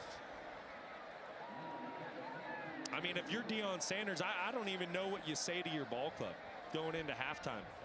You know, like I said, this is a Colorado football team that came into this game with a lot of confidence. Obviously, Utah shut that down from the get-go with the opening series, but you got to go in, you got to challenge your guys, you got to try to get something better in the second half. Dominant on offense, also on defense, and at the end of the half on special teams. As impressive a half of football as you will see in Week 9 in college sports. I've watched a lot of football in my 34 years. I've played it. I've never seen anything like this. Stormy has Kyle Winningham. Coach, I think it's fair to say this has been a statement half in all three phases, but let's start with your defense that's held Colorado to negative 18 total yards. How did those guys come to play? Yeah, they're getting after it, and excellent plan by Coach Scally and the defensive staff, and the players are executing. Not a lot wrong with this first half. You told us that your true freshman quarterback didn't operate as a freshman. I don't think even you could have expected this. What have you seen from him? Well, it doesn't really surprise me. I mean, the guy is in complete command in practice. Every time he's been put in a game this year, he's handled it real well. So it's not that surprising. Thanks for this. Thank you. Guys. Stormy it tells the story, and the stats paint a rather bleak picture of dominance if you are a fan of Colorado. I don't know if I've ever seen a first half play out the way this did for Utah. Nearly perfect. You see it 398 total yards, 43 points. But how about the nightmare for the Colorado Buffaloes? Negative 18 total yards. You see the lopsided time of possessions. Look at that. Just 3 first downs in the first half of football. It has been all things Utah here tonight. The differential in total yardage, you saw it at the very bottom of that graphic, 416 yards. It's the most in any half between FBS teams in this 2025 campaign. I mean, it's really hard to just wrap your brain around what took place in the first half. I mean, Colorado couldn't get anything going offensively. Defensively, couldn't slow down the rushing attack for Utah early on. And then Bird Ficklin, the true freshman quarterback, making his first career start for the Utes tonight. Then he got it going in the passing game as well. So, like I said, it's been all things Utah. But this second half, we're going to find out a lot about Colorado and who they are as individuals. I'm sure Deion Sanders challenged his team to see if they can make this respectable. Well, an intriguing first half as Colorado will get the touchback to begin our third quarter. Brock Osweiler, Roy Philpott, Stormy Buonantony down on the sidelines. Bird is the word, the freshman quarterback. Don't let that get lost in what has happened. First career start, he's been dynamite. He's been amazing. He's been perfect. I don't know if I've ever seen a quarterback in major college football be more impressive in his first career start. I know a lot of Utah fans tonight, they were nervous when starting quarterback Devin Dampier went down against BYU a week ago, kind of hobbled out of that game. They were nervous. This is a football team that's still playing for their playoff lives. They're trying to get to the Big 12 title game. But I tell you what, the true freshman signal caller, he has been excellent in the first half of football tonight. Down to Stormy, what are you hearing? Well, I asked Colorado head coach Deion Sanders, what do you say to your team after a half like that? And he said, I told him to fight. He said, at this point, this is a half about character. This is about what kind of person, not even player, what kind of person do you want to be? He said, you're going to see a different attitude from his team in this half. And I did ask him if we should expect at any point a change in quarterback with Caden Salter, or do you let him continue to work this out? He said, we could see it. Ryan Staub, the backup, we saw him as a starter as recently as the Houston game on the road, game in which CU trailed by just 2 at halftime of that contest. And the Cougs have been awfully impressive. That's a 14-yard pickup as Omarion Miller creates the longest play of the day this night here in Salt Lake so far. We mentioned the win against Iowa State just 2 weeks ago. The Cyclones still ranked in the top 25 at that moment. And there have been some wins. There's been some games this year in which Colorado has looked like a vastly different team than what we've seen tonight. Just feels like, Brock, this was a very bad matchup for Coach Prime's bunch from the jump. You know, it's really hard, Roy, to put your thumb on who this Colorado football team is in year 3 under Deion Sanders. Obviously, you lose the Heisman Trophy winner in Travis Hunter. You lose your starting quarterback in Shedeur Sanders and so many other pieces that went on to the NFL. But Deion Sanders said it this summer. He felt like this was a better football team than the one he had a season ago that won 9 games. It's certainly a different team. Salter escapes, and this is what he can do. It's the first time we've seen it tonight. Wasn't a design quarterback run, but he's got the wheels, and if you give him an inch, he'll give you 25 yards like he did there. There's some life out of Colorado, and Stormy said it to us. Deion Sanders challenged his team at halftime. Are you going to fight? Are you going to compete? What are you made of? You're seeing it right there out of Caden Salter. No quit out of the quarterback, making something out of nothing. And Colorado now on the positive side of the ledger in terms of total offense. Micah Welch had to retreat to receive the screen. He's going to lose at least 5. The stop by Blake Cotton. And a loss of 7 on the screen pass of the running back. And you know, Roy, just going back to the Colorado and who they are, you knew there was going to be some challenges. When you lose Travis Hunter, when you lose Shedeur Sanders, you have to remember, this is the first time ever since Deion Sanders became a Pop Warner coach, going all the way back that far, he's had a starting quarterback not named Shedeur Sanders. So you knew there was going to be some inconsistencies. You've seen that out of this Colorado football team, but they've also put some really good things on tape, especially going back to that win against Iowa State. Gibson went in motion. Play action. Salter straight ahead and tripped up crossing the 40. He'll get 4 more yards back. Jonathan Hall the tackle, Stormy. Well, as Brock mentioned, with this being the first time that Sanders has had a quarterback that isn't his son, he said, you know, when it comes to trust with Shedeur, he had that innate trust of the prep, the leadership, the on-field deliverables. This year was all an unknown, uncertainty, and it's taken some time to figure out how to best communicate with Salter and how Salter operates as a leader. They've been working on it, but it's obviously taken a lot of time.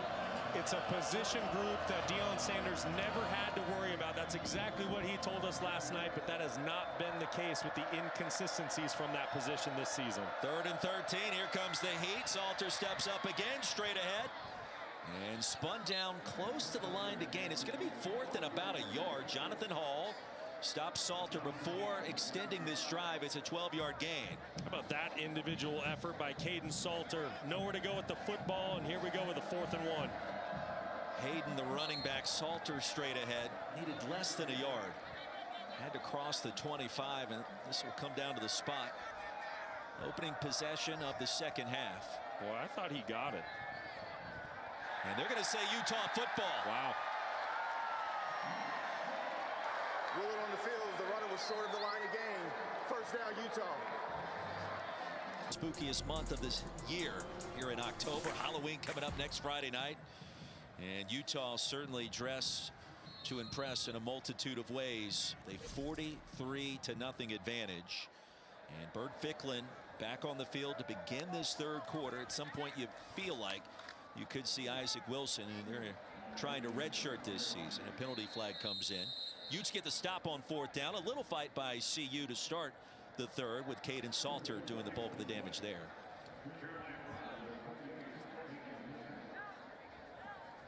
Do you still get dressed up for Halloween? Personal foul, face mask, defense, number 92, 15-yard penalty, automatic, first Absolutely. down. I do, but here's the issue. So I've been doing it for years. I have 2 daughters. They're 8 and 5, Blake and Quinn. And we always dress up. We always have a great Halloween. Great, we're big holiday family in the Osweiler household. But this year, when's Halloween? Friday night. We're going to be on the road. I'm missing Halloween. Don't get to dress up this year, unfortunately, Roy.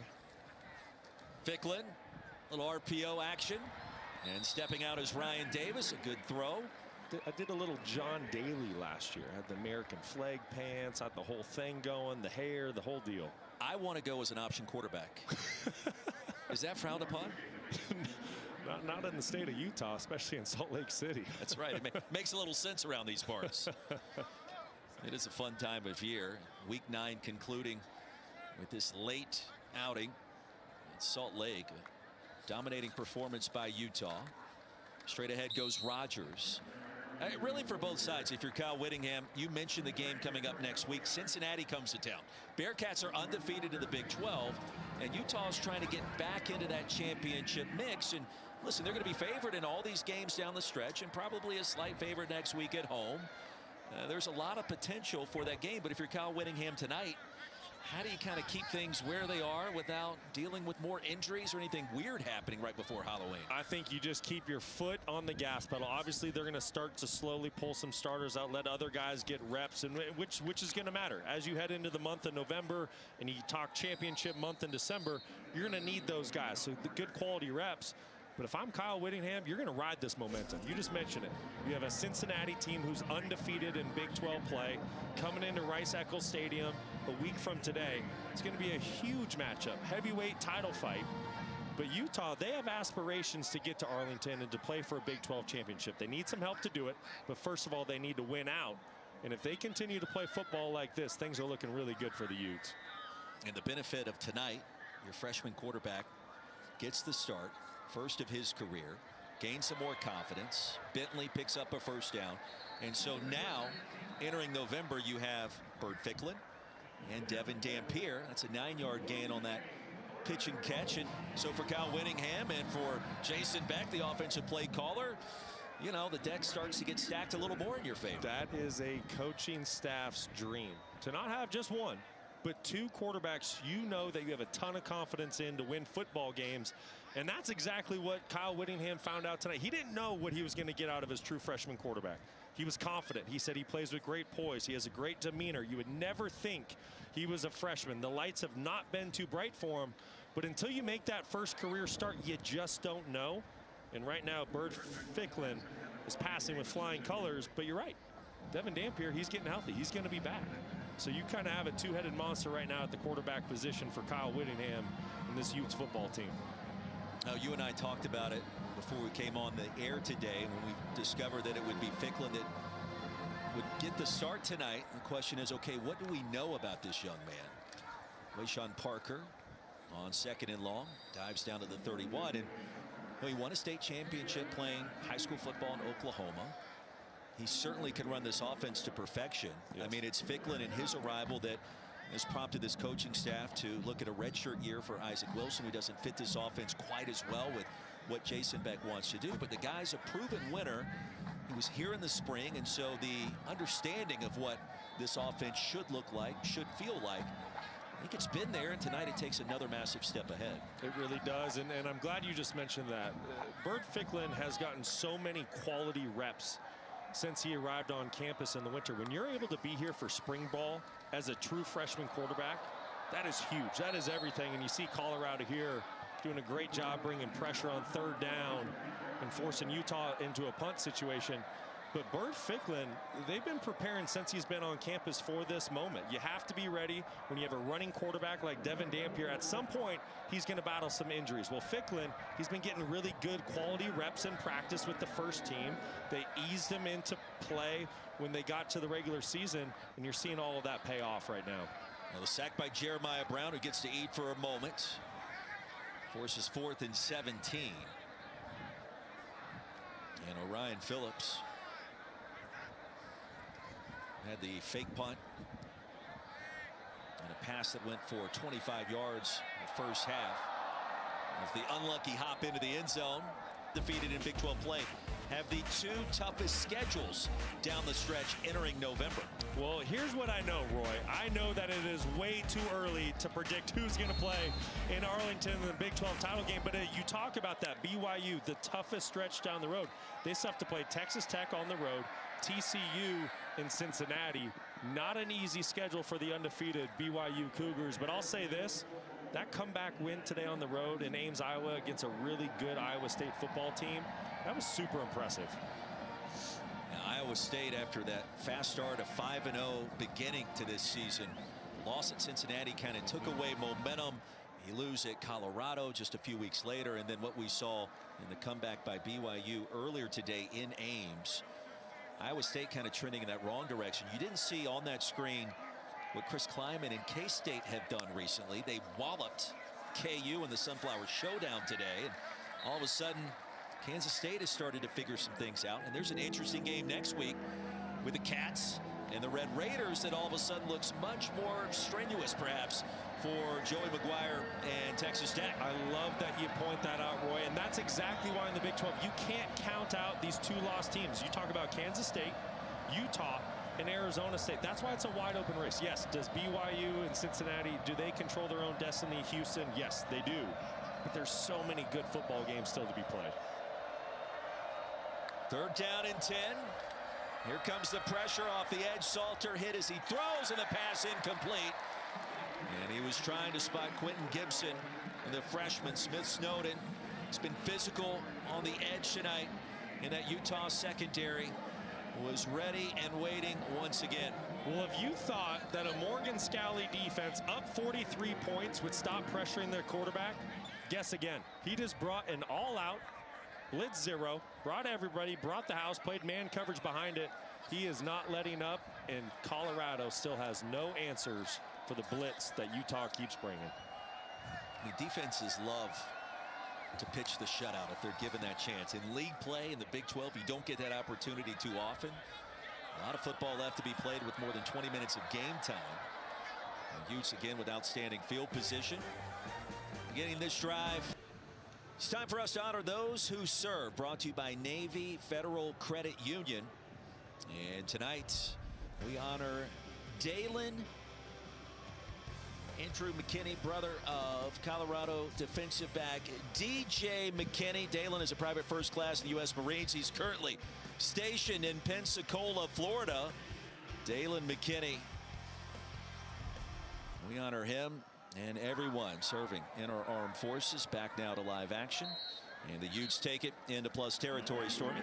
And Roy, Dalen told me, DJ told me that with Dalen being his younger brother, growing up, he always felt kind of a responsibility to look out for him. But now what Dalen's doing, DJ looks up to and really admires the person he's become. Told me it actually brought a tear to his eye when Dalen first told him he was going to join the Marines. It was such a proud, and as he termed it, a grown man moment.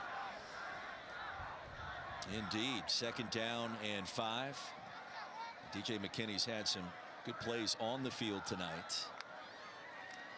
And Parker, with that direct snap action, picks up the 1st down. 3rd time tonight we've seen Wayshawn Parker transfer from Washington State.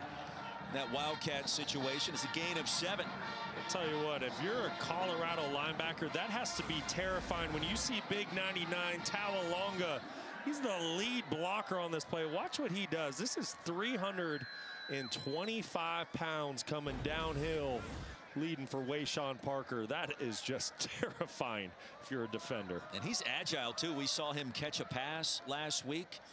Simi Tawalonga, playing that Rhino position, was recruited as a defensive tackle.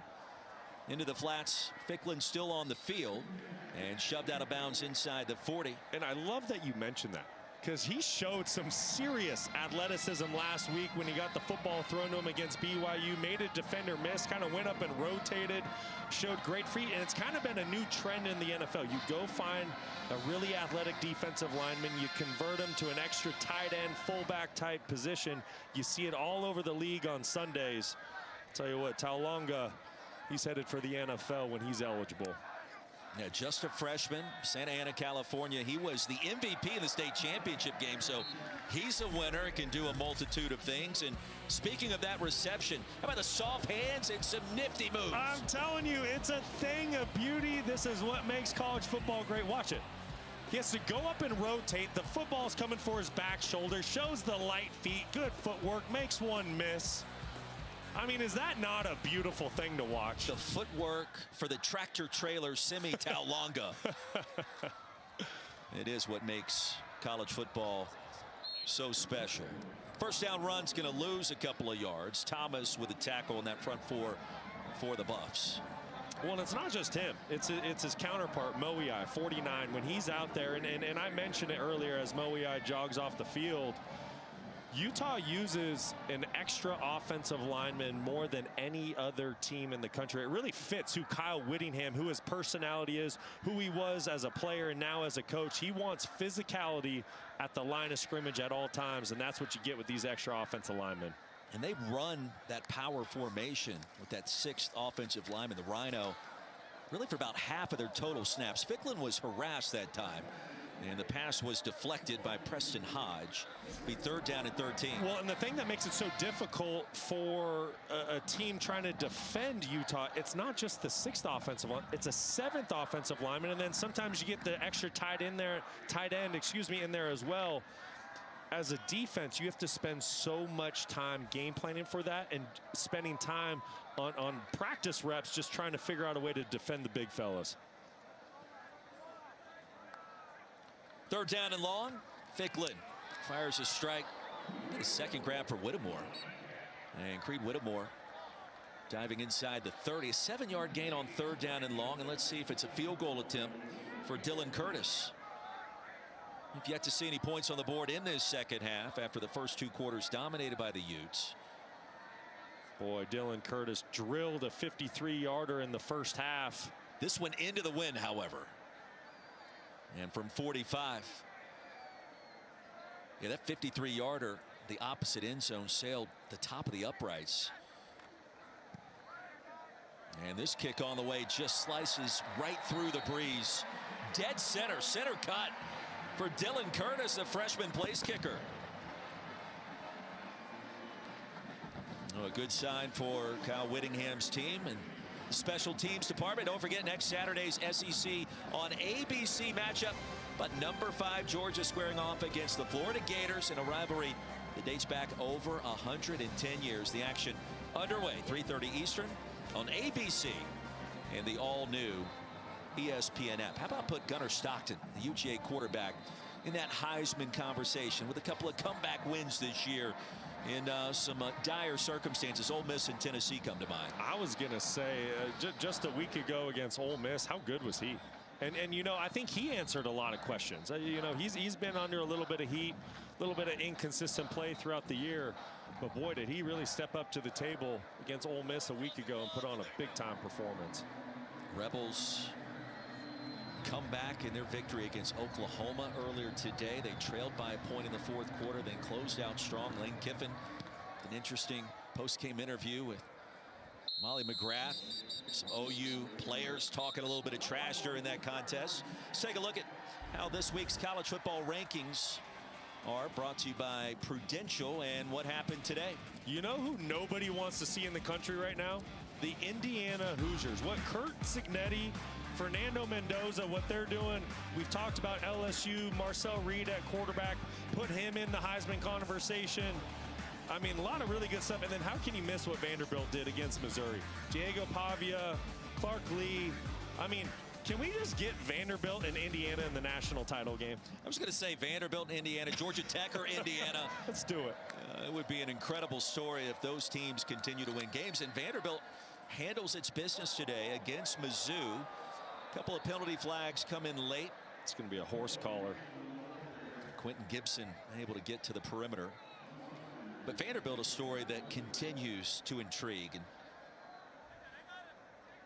Diego Pavia, part of that conversation. Personal foul, horse collar tackle, defense, number 4, 15-yard penalty, automatic, 1st down. I think more than ever in college football right now, week to week, you just never know who's going to win. And I think it's a beautiful thing. I think it's great for the fans. It's great for the sport. I mean, think about what we're talking about. We're talking about Indiana. We're talking about Vanderbilt, Georgia Tech, teams that we haven't been talking about for years, let alone decades. And they have a legit chance to make a run in the playoffs this year. Well, Georgia Tech still undefeated. Indiana with 3 wins by 50 points or more this season. Curt Cignetti, Google him. He's a winner. Yes. Yes, and Fernando Mendoza. You know, I think a lot of people thought, you know, Indiana, they might be a one-hit wonder. Okay, yeah, you know, they had a great season last year, historic run. But you go into the portal, you get Fernando Mendoza to come over from Cal. This offense is better than last year. Curt Cignetti just has his team dialed in. And it's not just the offense for the Hoosiers, it's also how they play defense. One of the best defensive units in the entire country. Outstanding defense tonight for the Utes, forcing another 3rd down. Buffaloes need 5. We've seen a lot of Traylon Miller in at running back tonight, and Cam Michael, a couple of converted receivers. One name we haven't talked about tonight is Joseph Williams, who went off against Iowa State. Brock, 128 receiving yards, a touchdown. That late strike on 3rd down and long to ice the game for the Buffaloes. Play clock running down.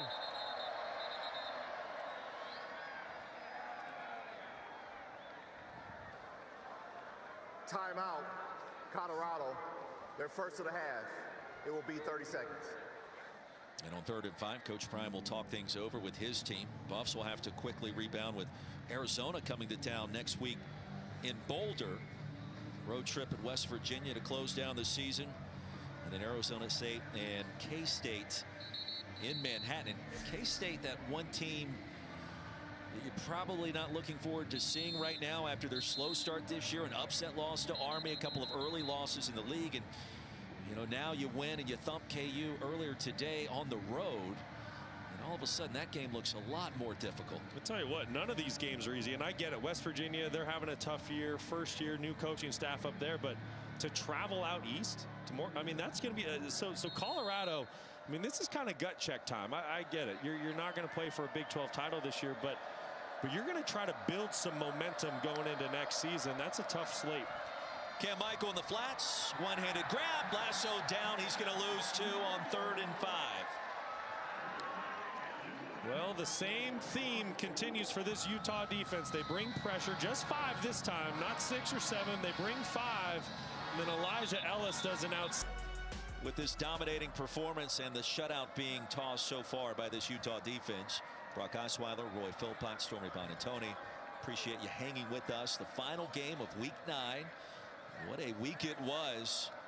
Some comebacks of the crazy variety in the SEC, the Big 12. BYU did to remain undefeated in Ames earlier tonight.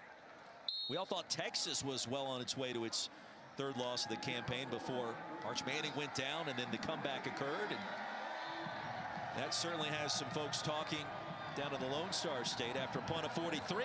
Isaac Wilson on the field. Saw him get a handful of starts last season as a true freshman.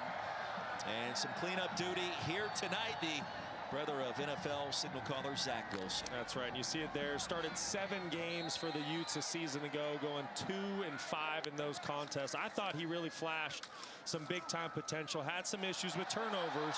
Parker on the move. The direct snap again. Wayshawn to midfield and then some.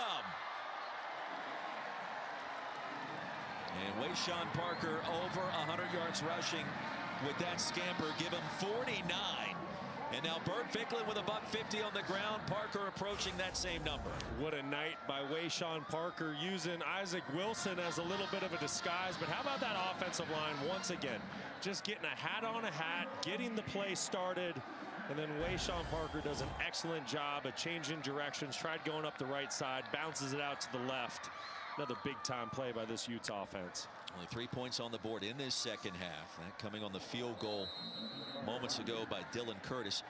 You did some research this week and into the night tonight about the remaining schedules in the Big 12. We showed you the graphic in terms of strength of schedule. Down the stretch, in our humble opinion, the Fighting Willie Fritzes, somewhere Andre Ware stands tall with this statement. They're in position because it's semi-manageable down the stretch. So I want to go down that road as Wilson tries to get to the edge, corralled near the 40. Yeah, and I think I know what you're saying about the Houston Cougars. When you look at Willie Fritz and his ball club, they have an outstanding chance to make the conference title game. You see it there, 4-1 right now in conference play. But their final games, they're against West Virginia, UCF, and TCU. So if you think about it, okay, yes, they have the one loss. Who is it to? It's Texas Tech. So they do need some help with BYU, Cincinnati, and Tech kind of controlling their own destiny. But I tell you what, Houston's a football team you don't want to see right now. They are getting hot at the right time. Nate Johnson, the running back, and nearly an interception by Preston Hodge, who read the quarterback's eyes, Isaac Wilson, absolutely perfectly.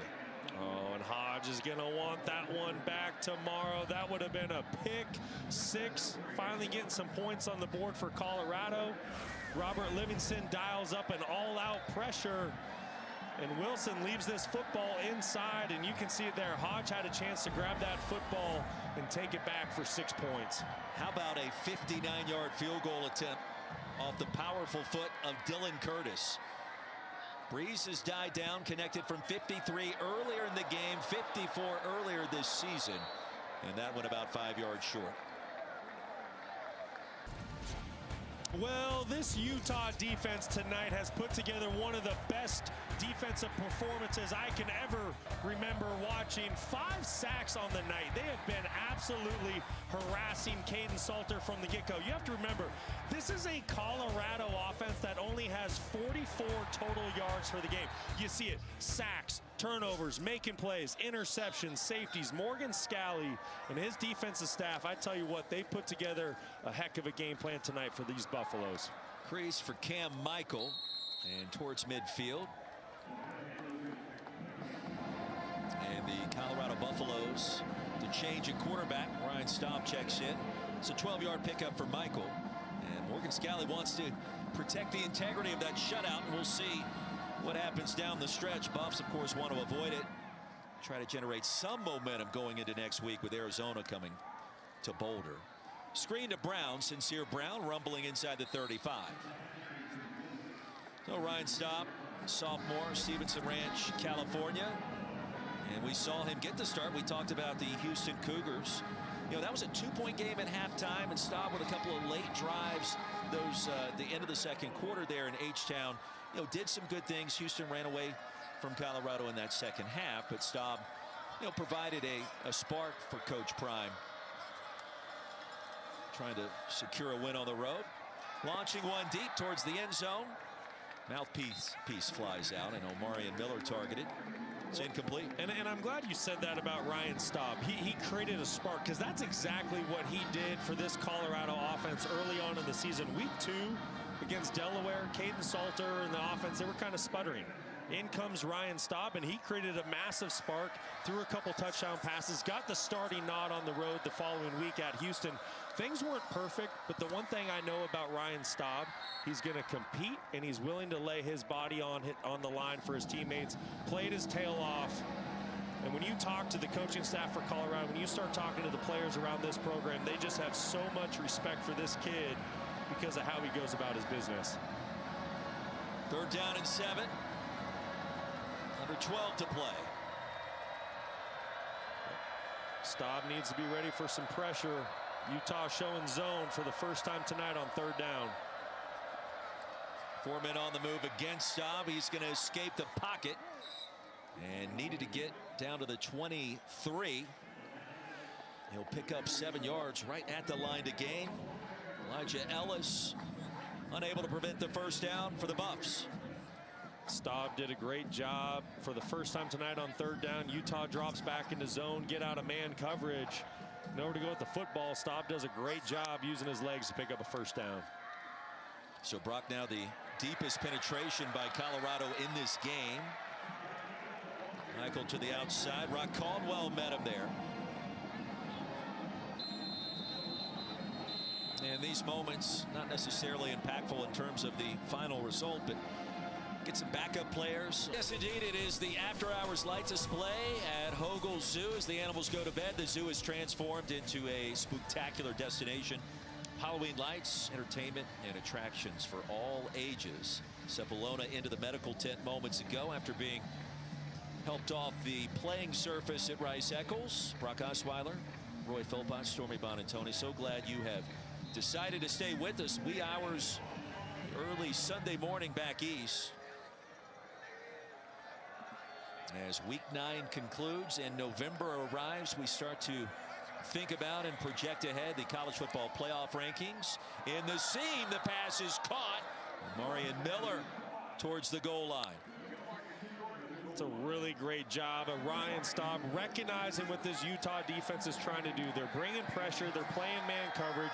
You want to go to your best man-to-man matchup, and that's exactly what he does with Miller. And it's hard to judge Caden Salter with all the pressure he was under the first 3.5 quarters tonight, but Staub certainly has provided that spark that CU has been in search of and making this road trip here to Salt Lake. A little bit of confusion. It looks like the offensive line wanted to run the quarterback sneak, and Staub was kind of saying, hey, no, guys, I'm getting back in shotgun. Colorado, their second of the half. Timeout called by the Buffaloes. All right, so back in Salt Lake, Brock, you played the quarterback position. What in the heck is happening with Ryan Staub here? No clue. Add this to the list of things that have happened tonight I've never seen take place in a football game. You see the offensive line. They're saying, hey, get up here. Let's run the quarterback sneak. Ryan Staub says, I'm getting back in shotgun. Just two different position groups wanting to do different things. Under center, trying to shove him across the plane of the end zone and unable to do so. It'll be 2nd down and goal. And I think that's what Ryan Staub was trying to say to his offensive line. Hey, listen, I'm not trying to go in there. The Utes are playing quarterback sneak. You see the offensive line for Colorado right now. They're calling for the same play. They want to line up, lower their pads, and try to push this thing in the end zone. It is a battle of wills at this late hour in the 4th quarter. Utes trying to preserve the shutout. There is no question what play is coming next. Staub across the goal line and into the end zone. And Colorado finally on the scoring board. Running back Draylon Miller, number 6, did a nice little job assisting the backup quarterback, giving him a little extra push to get Colorado finally on the scoreboard here tonight. Important to note, at least in the second half, CU has outgained Utah in terms of total yards. So what we heard via Stormy from Coach Prime, the veritable check, the manhood when you talk about trailing by 43 points at halftime, how would you respond? At least a step in the right direction. And look for Colorado, a loss tonight. 3-5 overall. You still have hopes and aspirations of getting to a bowl game despite how bad this score looks and how poorly first half was played on both sides of the ball. And you see in the second half, certainly much more competitive after the early 43-point deficit was established. Yeah, and you know, you're talking about Colorado sitting at 3 wins, and can they find a way to get bowl eligible down the stretch? I'll say this, Roy, it's not going to be easy. Next week you have a home game against Arizona. And I'll tell you what, quarterback Noah Fafita, you know, they're a scrappy team, those Wildcats are. And then you go on the road, tough road trip. You got to go all the way to the East Coast. You play West Virginia. Then you have a good Arizona State team coming to Boulder, and then you finish on the road at Kansas State. I mean, it's going to be really tough sledding for Deion Sanders and his ball club to find themselves playing in a bowl game this year. 9:03 to go. Indeed, certainly appears to be the case. You never know in the Big 12 how things will unfold.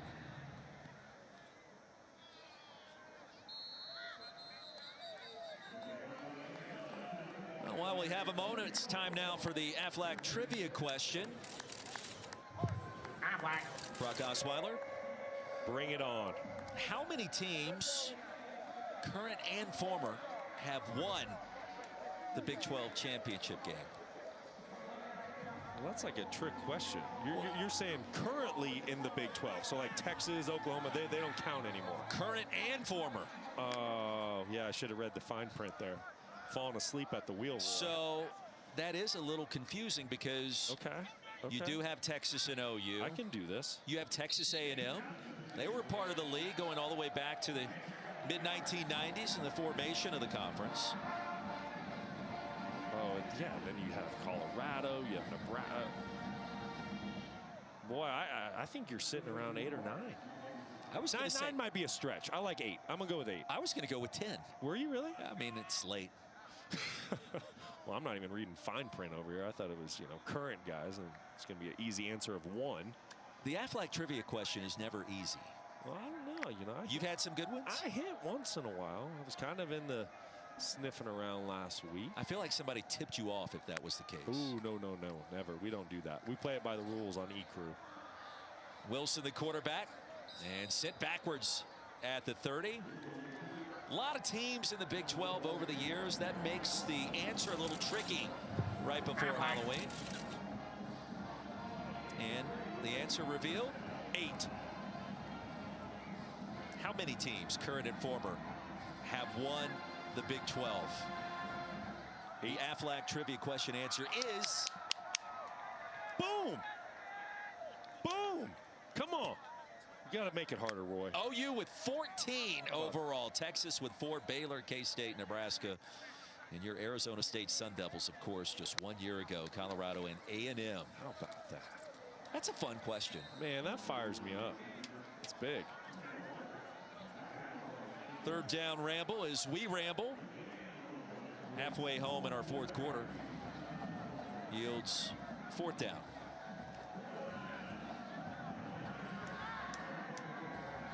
One of my first memories of the Big 12, that Kansas State team with what Bill Snyder was able to do and just building that program out of nothing. And the championship against Texas A&M. Michael Bishop in like mid to late 90s, and there's a threat of Wildcats going to the national championship, and here comes Texas A&M.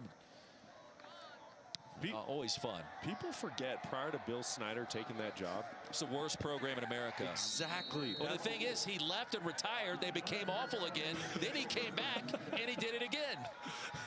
It's amazing.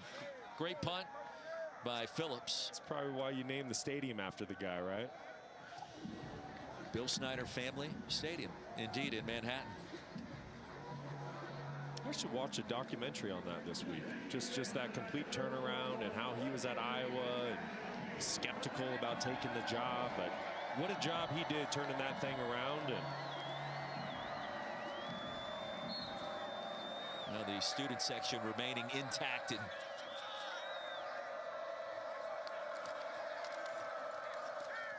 the number of shirtless students appears to be on the up and up this late hour. Tell you what, Ryan Staub making the most of his reps tonight. Finally getting a little bit going in the passing game. 3 for 4 since he's come into the ball game. 44 yards. Bring a little bit of juice to this offense late. Quentin Gibson, a lot of targets tonight for Colorado. And still alive is Cam Michael. And quite a burst in this fourth quarter for this offense, and you wonder what that means against Arizona next week.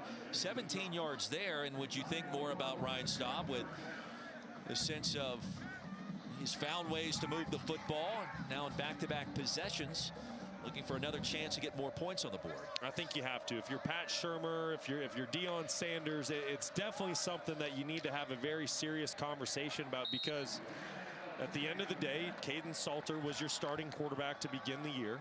You weren't happy with how he was playing. He was a bit inconsistent, trying to learn a new offense.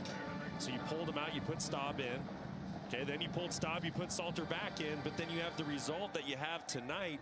Caden Salter, 9 of 22, 37 yards. Now, I get it. It wasn't all on him, but you can't deny the spark that Staub has brought to the offense anytime he's been on the field this year. And Miller, when he gets the ball in his hands, this young group of wide receivers got a chance to make plays. He'll pick up 22. We asked Coach Prime last night, do you trust Caden Salter, and how is that relationship being formulated? He says, well, you're going straight for the jugular as soon as we mentioned that. And he said, what are you talking about, on the field, off the field? And I said, let's start on, and then let's move to off the field. And on, it's a bit of a work in progress, but he threw for 250 against Iowa State. He ran for 50 more against the Cyclones in that win. And so it leads you down this uncomfortable path of, okay, he did that then. Tonight, under constant pressure. Meanwhile, Staub has at least brought some stability, and the offense is recognizable with what we've seen these last 2 drives. Yeah, I'm really glad you point out the Iowa State game, because Caden Salter did. He played fantastic. Threw for 250, rushed for another 50, couple touchdowns. But it's the inconsistencies, and you just feel like there's some sort of disconnect with him in Pat Shurmur's offense, because he came over from Liberty. He was a highly sought-after quarterback in the transfer portal. He left Liberty a winner, 21-4 as a starting quarterback, but things just haven't clicked for him in Boulder. And at some point, I do think you need to look to Ryan Staub. He's just a sophomore, but he certainly brings a spark to this offense. And you mentioned it. Deion Sanders said it to us last night. He really likes his wide receiver room. They just need more opportunities catching the football, and I think Ryan Staub might provide that best opportunity. On third down, Staub heaves it, end zone, and incomplete. And Roy, speaking to that conversation about trust, I thought the comparison that Deion Sanders made for us was pretty interesting. He said it's kind of like old school driver's ed. You know, in those old cars, there's a second brake pedal on the instructor's side. He said that's him. That Salter's driving the car, but he still has his foot at the ready on the brake pedal just in case they get off track. And I think that kind of was a great example of what he feels like that connectivity or lack thereof has been like. Great point by you, Stormy. 4th down and 8. Buffs 0 for 1 on 4th tonight. Staub wants it all again. Brown breaking open, and the pass sails high and incomplete. It made me feel good in hearing that from Deion Sanders, that I wasn't old enough to remember that's how those cars used to be constructed. I'd never heard of that before. And Coach Prime said that was back in the day. We looked at him and he's like, you're right, Coach, because none of us had heard of that. At least I haven't. It was pretty good. He had us all laughing. That was great. It was an eventful 2 weeks during the open date. He was able to spend some time with John McEnroe and ventured down to Texas for a bit and some rare time off in the middle of the season. Then the physical week of practice leading into this game. Left edge run to the 44. Stormy, what are you seeing there on the Ute sideline? Well, I just wanted to remind people again that this lead in this game has been done without Devin Dampier out here on the field. And for somebody who obviously gave his all to try to be out here and available this week, he's been giving his all on the sideline throughout the entirety of this game. The way that he has been going up and down the field, encouraging his teammates. He came out in the second half in street clothes, but he has been just the consummate epitome of what you would want in a leader and teammate, and encouraging nobody more than Bird Ficklin. It has been so cool to see those two interact here. Nate Johnson, Wildcat quarterback, straight ahead. Nate on the move towards the end zone, and the Utes strike again from 56 yards out. Transfer from Vanderbilt. Nate Johnson, a little 6'7", and why not?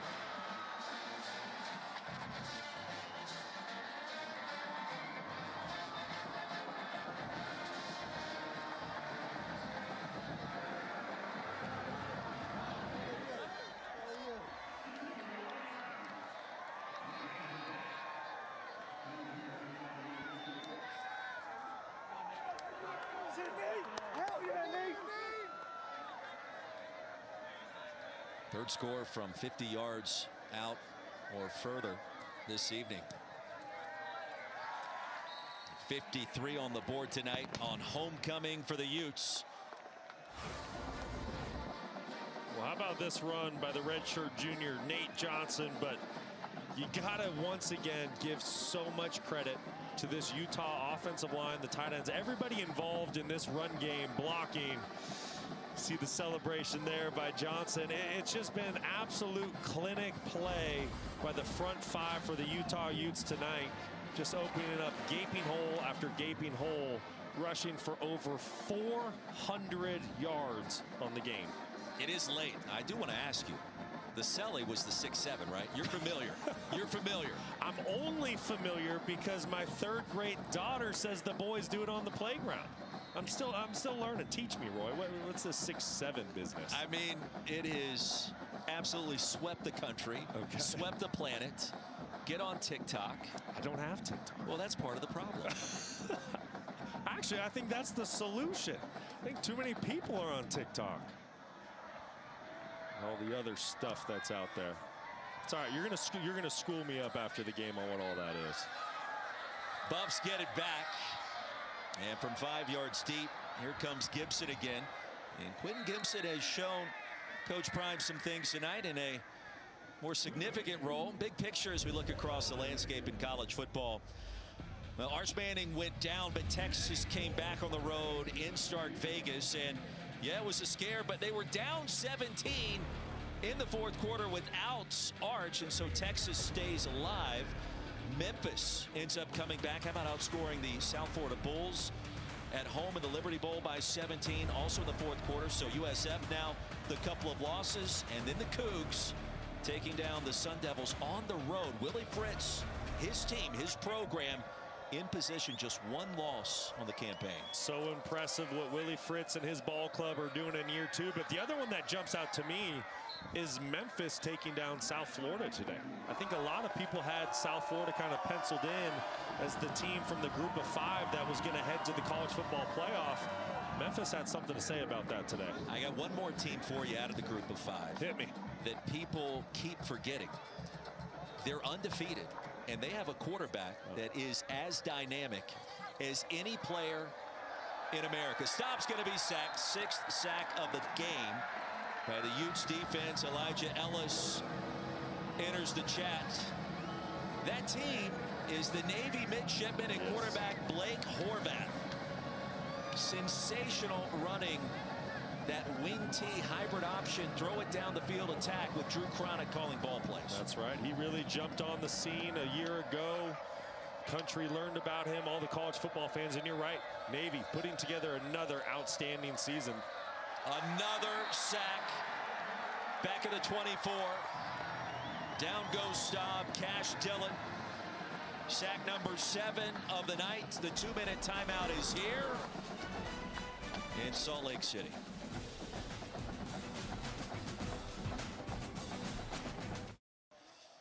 Rice-Eccles Stadium homecoming, and much of this capacity crowd, the 93rd consecutive sellout, made their way towards the exits. First half that was as dominant by any team in the FBS this year versus another. Rayshawn Glover, a stiff arm out of bounds and shoved down. Utes will have a couple of more snaps before we wrap things up. And again, setting the table for next weekend, Cincinnati comes to town. Brendan Sorsby and the Bearcats undefeated in the league. And will it be Bert Ficklin, Devin Dampier under center, Dampier in street clothes, Ficklin an incredibly successful first start tonight. And that game with significant Arlington implications when you think about BYU, Cincinnati, both undefeated in Big 12 play, and Utah there with 2 losses trying to re-enter that mix. They'll have to beat the Bearcats here at Rice-Eccles 1 week from tonight. Bryce Duke, second carry into plus territory. One team we did not mention in this second half. Didn't see him play, but Ohio State continues to just pummel the opposition. Matt Patricia is the defensive play caller. Yes. Sensational acquisition by Ryan Day, the defending national champions. Much more to be said about that in the coming week with Indiana, Texas A&M, still undefeated Georgia Tech, all handling their business in week 9. You know what I think of when you mention all that? We have one more weekend of games next weekend, and then we get the first college football playoff rankings right around the corner. Here we go. That gets us excited, right? Here we go. Who is it? Who's the 12?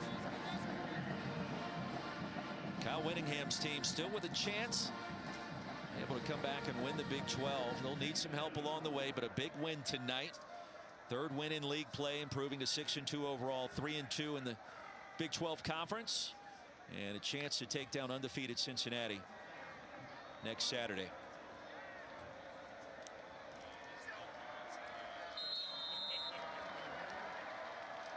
And week 9 comes to a close in Salt Lake City.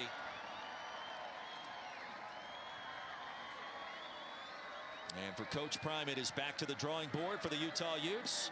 Homecoming victory, their 7th win in a row against Colorado here in the friendly confines. 2 good friends, Kyle Whittingham and Coach Prime, meeting at midfield after this win by the Utes. And not just that, how about some major momentum going into that big time matchup you mentioned against Cincinnati next week? That is the end of